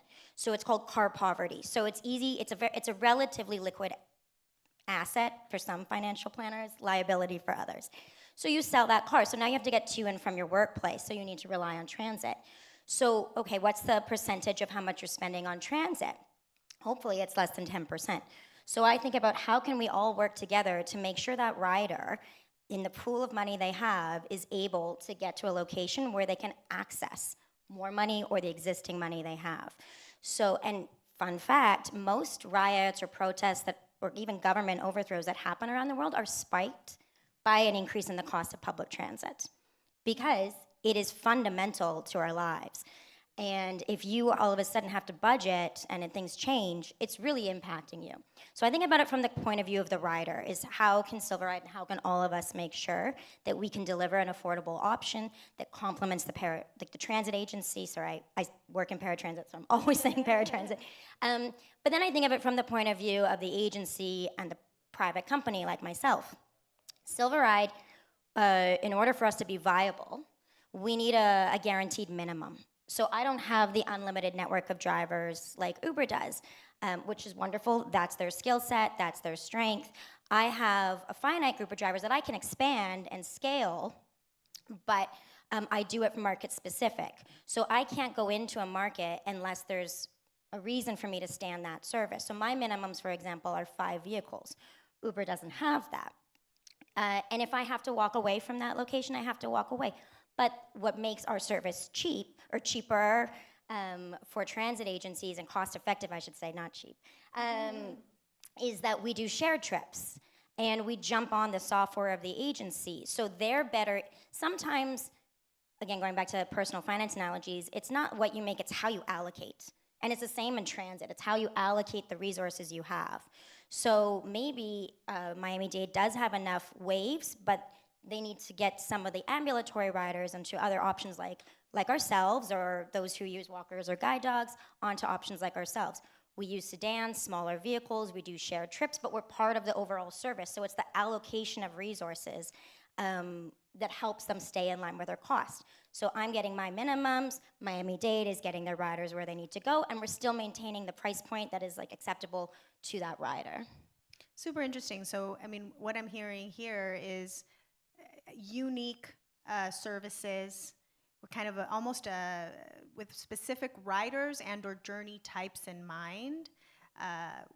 Ultimately, benefit the agency because you're able to better plan a holistic service, right? That's plugging particular needs, but it also, on the private sector side, creates some of that financial viability, because I think, to your point, Alex, about the maturity of a lot of these partnerships and these modes, whereas maybe 5-6 years ago, we were really talking about it from the standpoint of pilots. What are we piloting? What are we testing? I think now, right, we're looking to move towards sustainable long-term partnerships, right? So that you don't lose the behavior change that you may have secured by creating some of that flexibility. So is that a question for you, Deris? Are you thinking about how to get out of pilot mode and into sort of more integrated operations? And what are the real challenges? Because up until now, we're talking about how wonderful everything is and how it's creating great results for the system. But for those of us who have worked in government, and those of you on the other side, we also know there are some real challenges that prevent us from being able to execute these partnerships everywhere and for the long haul. So I know that that's a 2-part question. Yes. I do believe that in order for us to innovate, we need pilots and proof of concepts. It's the only way to adapt, to learn, to see what we need, and to be able to allocate funding and move forward. And that's what we have been doing for years. And like you say, the way we're operating now, the on-demand responsive services, it has changed. And now for us, and I think for most of the cities and municipalities, and this, we don't see this kind of partnership anymore like a pilot. It's actually part of our operating system. And I think it's gonna be changing the form or the shape in the future, because it will, our needs, depending on the moment, the place, whatever challenges we're gonna be facing, will be shaping how that operating model would be looking like. But right now, I can tell you the main problem, we have proof that this is work. And we have proof that we can actually adapt and change, because the partnerships bring a set of skills and knowledge very different to our mindset when you're working for the government. And they actually come and take in place to help us implement solutions, to solve challenges in a different way and with a different perspective. And we know already that works. The problem is most of the time is procuring, the procuring process. That is not moving at the same pace we are moving. It's not moving at the same way we are maturing. And I love what Alex said, and I'm gonna take it, and I'm gonna copy that, and we'll say, our industry has been becoming more mature and smart. It's true, but the problem is the word procurement process is not. And it takes so long to have all the partners in place, to have a contract that is shared responsibility and shared funding. It's very complicated. It takes so long that sometimes it makes it impossible to make this reality. And the one that is suffering is the writer. It's the writer that was affected, that had to take decisions, that had to say if he buy a vehicle or not, or if he get rid of the vehicle, or accept a job, or buy a house. It's affect their life, and that's actually in a government, at least for the Miami County, a contract could take from 18 to 24 months. That's the average. In 1 year, a person, a family had to take multiple decisions. And transportation, actually, the options affect those decisions. And we need somehow to work with procurement to make it, to advance procurement, to innovate procurement. I don't have the answer for that. But the ability for us to jump into partnerships like this, that we're not talking about investing a lot of money in technology, we're talking about operations. It should be simple, maybe different, provide a pool, an opportunity, and a time frame that allows us to quickly get have a partner on board, and maybe having like something that is an open pool that if we, as the partners come and the providers, we can be adding them along the project duration, and not wait until at the end or to the next contract. And it's somehow, I don't know, I don't have the solution, and somehow we need to innovate how we pursue contracts and the procurement process path in general. It sounds like maybe we need to put a challenge out to the innovators in the room, right? I think we talk a lot about, what is the service or what is the specific product, but I think maybe thinking about how innovation can be woven into the procurement process, because it is true. In Los Angeles, it would take us 18 to 24 months to execute a contract. I think, and those systems are embedded and oftentimes take legislation to change, which has its own timeline and challenges to secure. Is there anything that the private sector could be doing to support you to make the procurement process better? And maybe once you answer, if those of you that have that experience with public-private partnerships, maybe you also have some thoughts on what can the private sector do to fix what it can control, which admittedly isn't that much. I think just conversation. I'll say, tell me, how do you think we can expedite that? Now that you have been working with us, you now understand our environment, our ecosystem, our setting at the government, and what you already know what are the challenges we're facing. Tell us, usually the partners they are thinkers. They are thinking outside the box. That's why we got to that point. Now we can provide real-time, on-demand responsive services. You are the thinkers. You are the one always, advancing new ideas and solutions. Tell us, what do you think we can do? Right now, you know what we're facing and how we can work together to make changes. Usually, to change something like a procurement path and process, it would require a lot of showing data, facts, historical facts, and that we can get and explain to these departments to provide solutions on how to expedite. So I will leave it to you guys to tell us, what do you think we can do different for you? I have some ideas and suggestions. And actually, you had an idea and suggestion in your talk there about having an open procurement. So having an RFP that remains open for a certain amount of time that people can jump on. I'm very fortunate in my role that I get to visit all over the United States. I cover the whole market. It means I spend a lot of time on planes, but I love it. Yeah, I get to see how things are done in Tennessee, Florida, California, Washington State, et cetera. And So I can apply some of the lessons learned or best practices dish. observed. Who gets Sorry, it right? yes. Who gets it right and who doesn't? Shout out to Tennessee. Shout out to Nashville. They did a really interesting procurement where they were looking to bring on subcontractors to deliver non-dedicated and dedicated trips to support their WeGo service. And they wrote an RFP that remained open. So they said, okay, you can respond, and we may or may not select you. They selected some, and they're operating right now. They also wrote it in a way where those who did bid but maybe weren't selected at that time, or who weren't selected at that time, potentially could be selected later on based on procurement or based on the criteria. And if the others were no longer meeting it, they also wrote it in a way where another vendor who didn't apply at that time could apply at a later date or respond to it at a later date. And I thought it was very fascinating for a variety of reasons. One, it shortens the pathway to bring on a vendor to work with the agency. Two, it keeps the ones that were selected on their toes.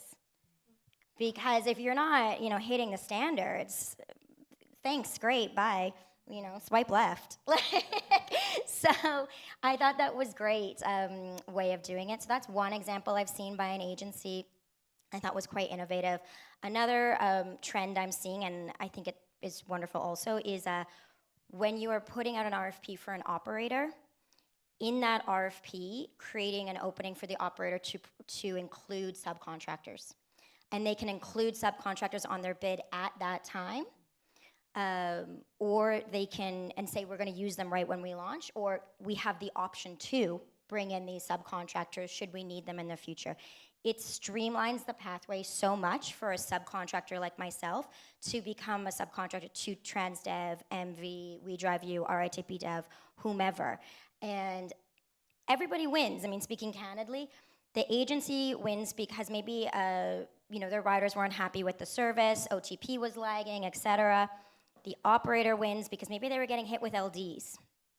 That can be very costly. So they bring in a subcontractor, they save on their LDs, the agency has happy LDs? riders. Tell us. Sorry, liquidated damages. So if the operator is not meeting their targets, they can get hit with liquidated damages. So it's a real rising tide lifts all boats. And so when you're putting together RFPs, think about how can I leave this open for subcontractors to join?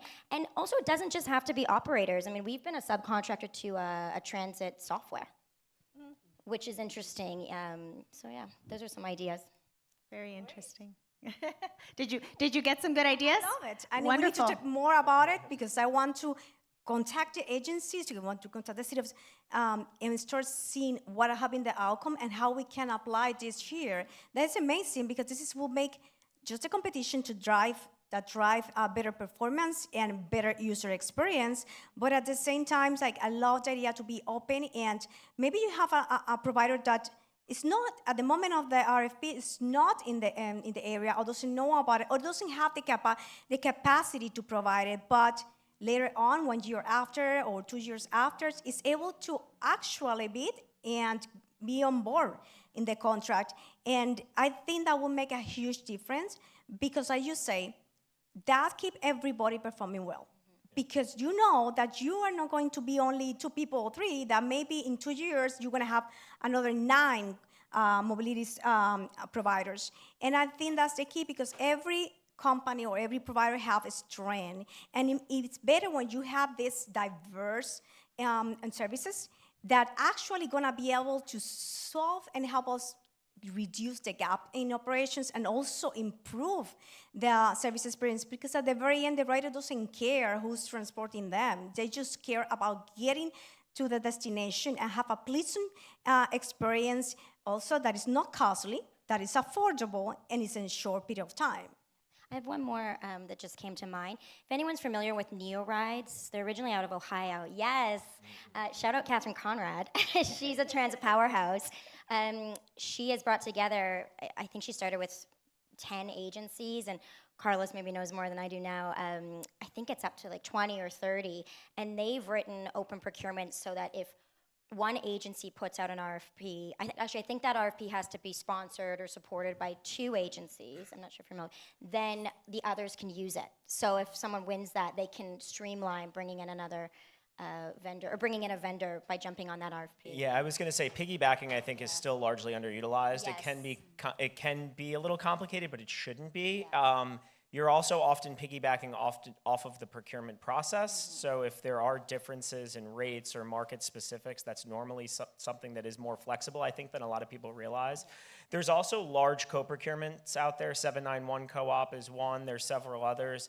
I think for the public sector folks, note that you can negotiate those rates. So what's listed on a co-op is typically the not to exceed rate.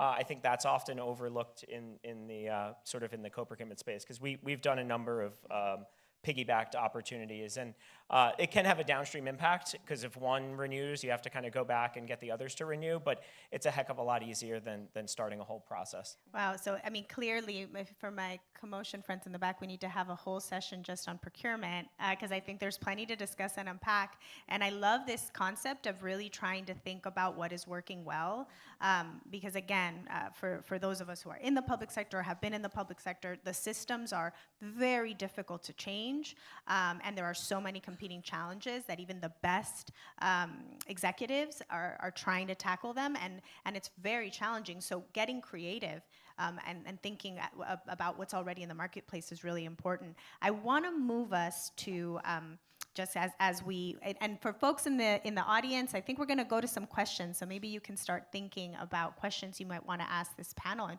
maybe we get back to procurement.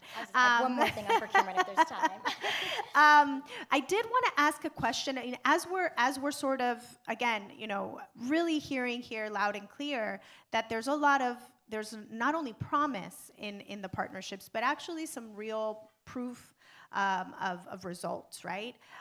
But how you measure that, and then how you tell the story that things worked well, is increasingly important to be able to then, right, get the viability and then get the resources to continue to not only develop the partnerships, but expand them, sustain them, et cetera.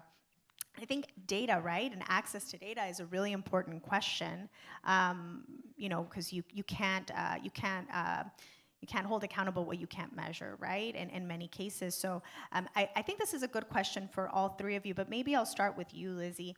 I think there has always been a lot of conversation when we do public-private partnerships. How do public agencies get maximum access to the data that they then can use to build their systems out in a way that truly does get to that shared goal here that we've talked about, which is a complementary system and not a competing system. So as a platform that also provides service, how do you all think about that?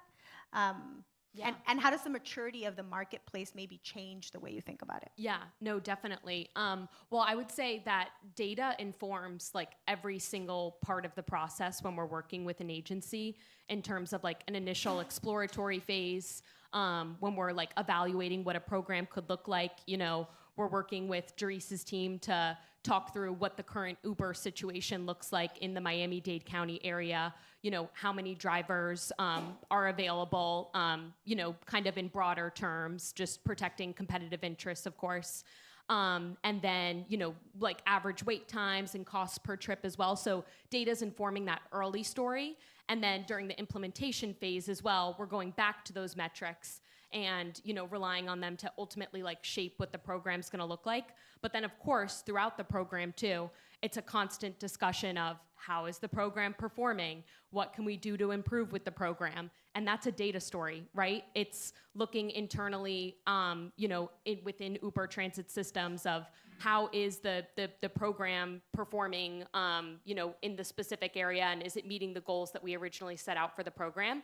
And I think there's not like one perfect data story that works for every single transit agency. I think it's a conversation between Uber Transit and the transit agency to talk about like what the needs are that the transit agency wants to see, and then how Uber can share that data with the transit agency. It's not always like a clear story of this is like the perfect data set to share. I think it's a conversation between both parties to like get to the conversation of how the program is performing and that sort of thing. But I think, as we've like been a part of more transit partnerships and been involved in this space, we've like realized the importance of data and how important it is to share it, of course, in like aggregate form and protecting individualized data.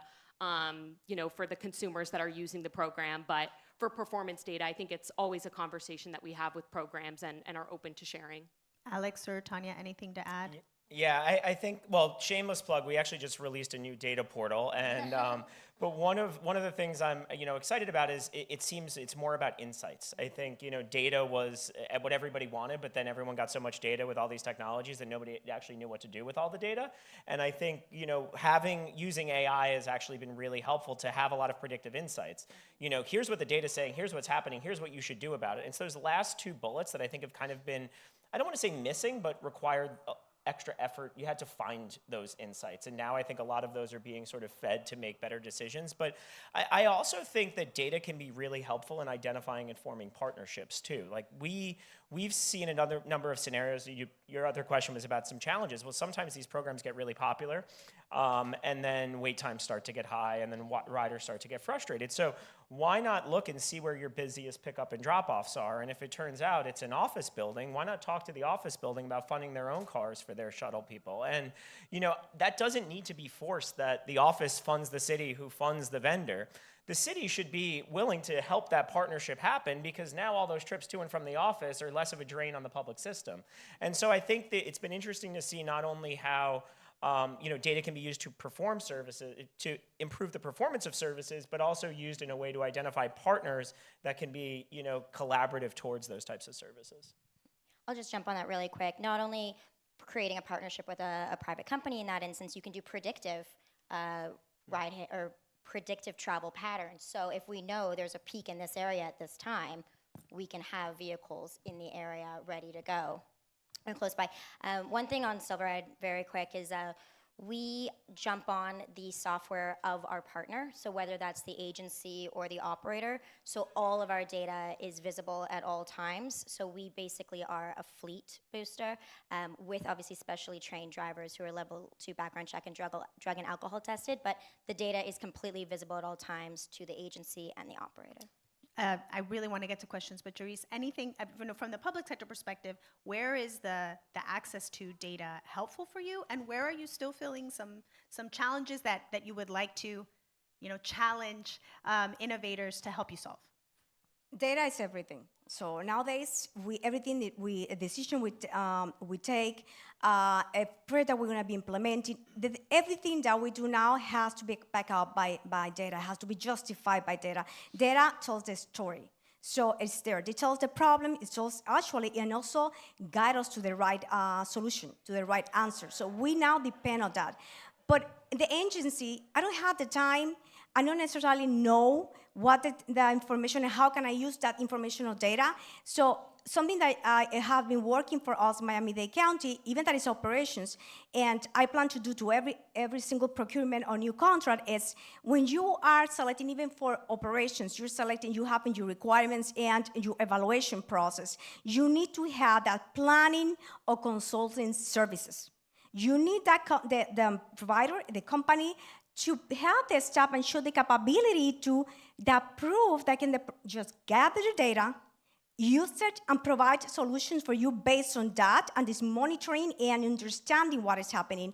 Because at the very end, the operators know their services and operations, not me, their technology, not me, not my staff, and we don't have that expertise. So we need that kind of help that is, guiding during the process. And that's extremely important, and that will be facilitate our process. And if you are a private provider, when you offer your services, include that. That's extremely important because many of the agency cities don't know that they need that until they get into that. For our microtransit service, we designed the scope and we added that. But we never expected that we were using their knowledge, their resources so often and for a great extent. And that has made us keep the project surviving and running when we have been going through a very tough budget cuts, because we have that support that is always analyzing the data and providing us the story, not relying on us and our staff to use the data and analyze and take decisions and make a story of that. So that's extremely important for us because nowadays everything is based on data. It shows, and before starting a solution, you can predict not predict what's going to be happening, and it's not going to be accurate. We know that. But we have a better idea and a way to, to make decisions in a more informed way. All right, so I hope everyone took notes. You need to not only have a data component that has some of that sharing capability, real-time information that the city can use, but also how are you helping them process through that, especially when cities, counties, agencies, states don't have that internal expertise to do that. Can I add Please, something? yes. And it's based on our conversation. Sometimes we have a really good product, and we have excellent data, and we have an excellent story that we understand, but we don't get a pioneer, or we don't have a leader to take on and understand, and it's because of the storytelling. We not necessarily are putting that information in a way and conveying that information in a way that we are telling actually the story and an appealing story, because maybe we don't have the capability or we don't have the perspective to see that. And that's another aspect that I encourage also to be also offered in your services, and also for us as an agency, including in the scope. Because sometimes we don't celebrate the wins, we don't able to share because we don't know how to tell the story. And it's not that we are not telling the story correctly. We are maybe not expressing or putting the language or preparing and developing that story in a way that people and the audience that we are trying to reach, they're not getting the message, or they're having the impact that we want to convey. I'm always going to celebrate calling out storytelling. I think I feel like that's also been a theme of this conference, is to really think about how are you telling the story, because you can expand what people don't know about. Yes. Okay. Do we have any questions from the audience? There's one. I think we have time for maybe just 2 or 3. Maybe just 2. Good afternoon. Paul Cahoon, Senior Systems Engineer with Init. So if public dollars are funding these services, how transparent are you all with the agencies when we just talked data, when it comes to data for trip data, costs, as well as performance across the board? Quick rapid fire if we can too, so we can get to more questions. Real-time insights all the time, can log into a portal and see all of that. I think Jerice brings up a good point, which is like part of one of our things is showing some of the insights and explaining some of the story behind the data. But yeah, always fully transparent. Yeah, we jump on the software the agency is using, so they will be able to see all of the NTD reporting metrics. NTD, sorry. National Transit Database. Sorry, I forget that I speak transit. The National Transit Database. So there's metrics that are collected that are reported to the Federal Transit Association, the FTA. One thing on cost. It depends who your contract is with sometimes. So if I'm a subcontractor to an operator, let's say Keolis, we may have the level of partnership where we'll go through our driver pay is this, our fuel costs are this. We may not have that relationship with another operator. We may have that type of relationship with the agency, maybe not. I do think during scenarios like we're in now where we have fuel hikes, that has impacted a lot of vendors' ability to deliver trips and costs. So the best thing to do, and this goes back to procurement also, is have like a really open, honest conversation of like, okay, we're experiencing hikes right now. This will be temporary. Can we work on a fuel, whether you call it fuel subsidy or a raise in fuel. And we've had our operations partners in some markets work with us on that, because if you use independent contractors like ourselves and Uber, sometimes people just decide not to drive, or they take short trips versus long trips. And people make decisions. I was talking about personal finance earlier, based on their personal finance scenarios. You can't really fault them for that, but we also have a service to deliver, and we want everyone to win. So that's something to keep in mind around cost. Quickly, this goes back to procurement. I can't advise enough having like open vendor days before RFPs go out. I've seen this trend in the industry, and I'm loving it. It does mean sometimes you're on a few more planes than you plan to be, but it is a scenario where MBTA in Boston just had one where operators were there, like the primes, the subcontractors, consultants, and they were all there sharing insight on what makes a great RFP and what would create an RFP that is broad enough to have response, but narrow enough to get the right people. Great, thank you. Oh yeah, and touched on the data question in my response as well, but always willing to work with the transit agency, for what the data story they're looking for and how we can share that data with them as well. I add something? Yes.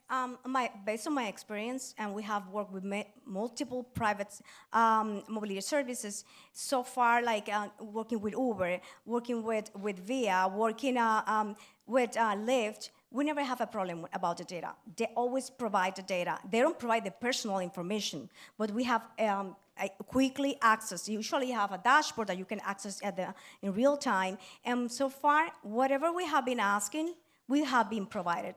You know, and then so far I haven't encountered any problem with the data. Great. Okay, anybody have a quick one? Over here. Okay, great. Hi, everybody. Carmen Cita Mitchell, Chair of the Board for the Palm Trans Service Board, Manager of Affiliate Programs at Lighthouse for the Blind. Mine is really more of a comment. It's great to see some familiar faces here. I love what you said about data-driven decision-making and incorporating new tactics into the RFP. Palm Trans is currently in its ITN RFP process for providers, software, et cetera. I've spent the year after last year's CoMotion trying to create partnerships and these connecting relationships with other people here in the room, and they didn't even have the forward thinking to do that. And so this idea of creating complementary relationships as opposed to competition, including the subcontractors, I think that would give us the edge that we need so that we're not in a 2 to 3 to 5 year RFP process. So I love the symmetry. So no question, just a comment? That was it, just a comment. Okay, maybe I want to get one person. one right Yes, here. please. That's it. Did you have a quick question? So thank you. Yeah. Thank you. From Paratransit Administration, and I have a quick question for Alex in reference to the circus ride. I know you provide services for riders free, but what are the hours? Yeah, so those all vary by market, and so they're not all free. We actually will use the data and we'll adjust pricing, and in some cases, even $1 can make a real impact on efficiencies and wait times. So the riders are predetermined through our partnership with the city or the agency that we're working with. None of them are 24 hours a day. We have done some, late night and things like that, but typically dictated by the contract. So an average one's probably 7 a.m. to 8 p.m. Oh, okay. Thank you. So we are at time, but it does sound like there's both opportunity for some more discussion, maybe some more questions, so the panelists can take more of these. I think what's clear is that we probably only scratched the surface, and there's still so much more to be unpacked. So next year, same time, same channel. And then you guys will tell us about all the great partnerships and proof points and data that you have to tell the story of success. Thanks, everybody.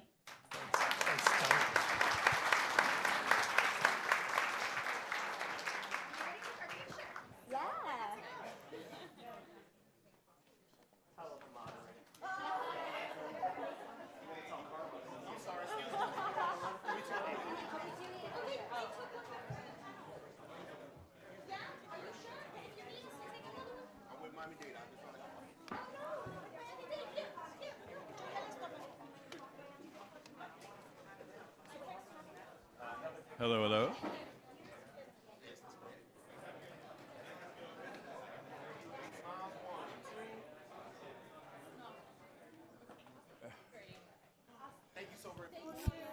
Thanks, Connie. Thanks for shepherding that very spirited conversation so well.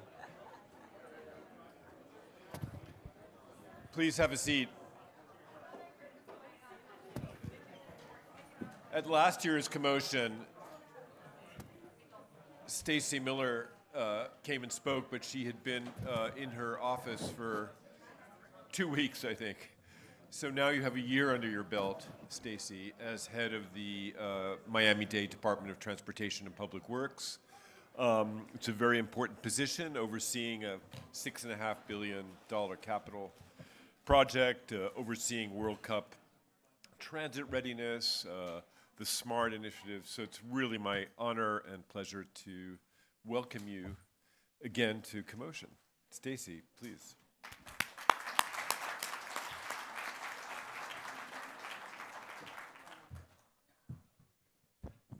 Thank you so much. I appreciate that. I'm going to see if I can figure out how to, ooh, look at that. I can figure out how to do this. Good afternoon, everyone. You sort of stole my thunder by saying I was here last year. It was 2 weeks on the job. I had no earthly idea what I was doing at that point, but it was a pleasure to be here, and it's a pleasure to be back among so many colleagues, partners, and friends, new and old, all talented professionals shaping our world of mobility. I want to thank CoMotion Miami for bringing us together, leaders across the public, private sectors, fostering important conversations that ultimately move us. Let me take a moment and talk about, sort of ground us in where we are today. Miami-Dade County is the 10th largest transit agency in the United States and the largest transit agency in the state of Florida. What defines us is the scale and complexity of what we manage each and every day. We operate a fully multimodal system. Metro Bus delivers 27 million miles of service each year.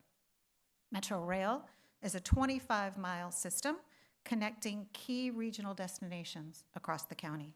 And Metro Mover, our free downtown circulator, provides opportunities for our downtown commuters to get to where they need.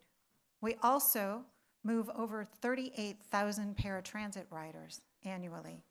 Beyond that, the Department of Transportation and Public Works is responsible for over 9,000 miles of roadway, 4,000 miles of sidewalk, approximately 3,000 traffic signals, 9,000 streetlights, and nearly 200 bridges. So when we're talking about transportation in Miami-Dade, we're not talking about transit. We're talking about a fully integrated system that supports how we move people each and every day. And what we're seeing across the system right now is real momentum. Over the past year, we delivered over 81 million trips across our system. 81 million. That deserves some applause, ladies and gentlemen. We see growth in services like our brand new Metro Express Bus Rapid Transit, which is on the South Dade Transitway, which is connecting over 10,000 people each day between Florida City and Dadeland South Metro Rail Station. We're working to build density and enthusiasm around our transit hubs with projects like the Underline, which opened its 4th segment on Monday, earlier this week, connecting 5 miles of space, bringing our communities together. Our efforts aren't just about growth, but they are about building a system that people depend on. And results don't happen in a silo. They happen because of strong partnerships across agencies, across sectors, and across our community, working together to build an integrated multimodal system that serves Miami-Dade County.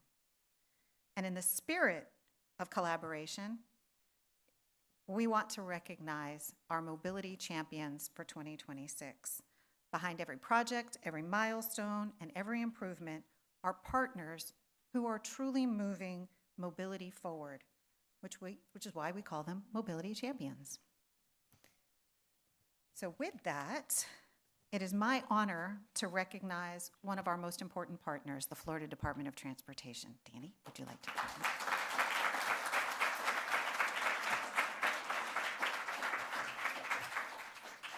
You're very heavy. Thank you. You're very heavy. So DOT plays a very critical role in advancing some of our most transformative transportation projects here in Miami-Dade County, from corridors like 395, US 1, to helping us deliver the South County Transitway, where they were a $100 million financial partner, and advancing our SMART program, as it is a collaborative effort between all agencies. They help us with regional connectivity on complex multi-agency efforts that require alignment, a great deal of trust, and shared commitments. And on a personal note, having spent over 30 years at the Florida Department of Transportation, it is really my pleasure to recognize FDOT as a fantastic partner, because I know when I was at DOT, it was really important to me that we manage our relationships, build that trust, and I know Danny has taken that and moved the ball much further than I did in the year that he's been at the helm. But they truly are an important, not just financial partner, but just a partner in general in making sure that we're doing right by our residents and our visitors here in Miami-Dade County. So congratulations.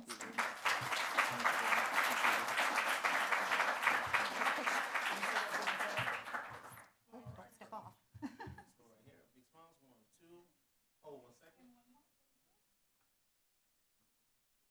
I'm sorry, do we have one more? Turn this way? Turning. All right.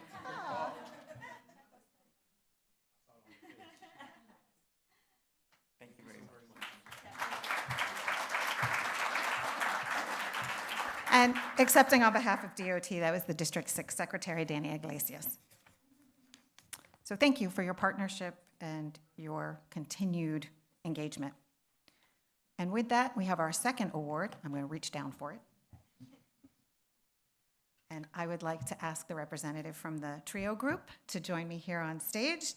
In Miami-Dade County, we are focused on aligning transportation with land use. Nice to see you again. Because this is what drives our ridership, our access, and our economic opportunity. An example of this is Vox Miami, a transit-oriented development that has transformed South Miami Metro Rail Station into a true mixed-use connected hub. This is a partnership between the county, the University of Miami, and the TRIO group, Vox Miami.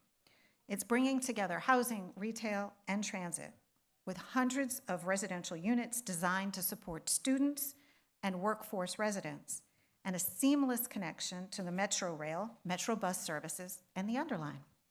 This is exactly the kind of developments we need more of, where transit and community are fully aligned. And more importantly, this project represents a strong public-private partnership and what we can do to leverage county-owned lands to create long-term value on one of the busiest transit nodes in our system. For many of us who live in Miami, there are two things that we talk about a lot: housing and congestion. Well, we are trying to solve both, and this is a great example of that. So Brianda Vega is here on behalf of TRIO Group. We thank you for your partnership and your continued commitment to the future of mobility here in Miami-Dade County. Congratulations.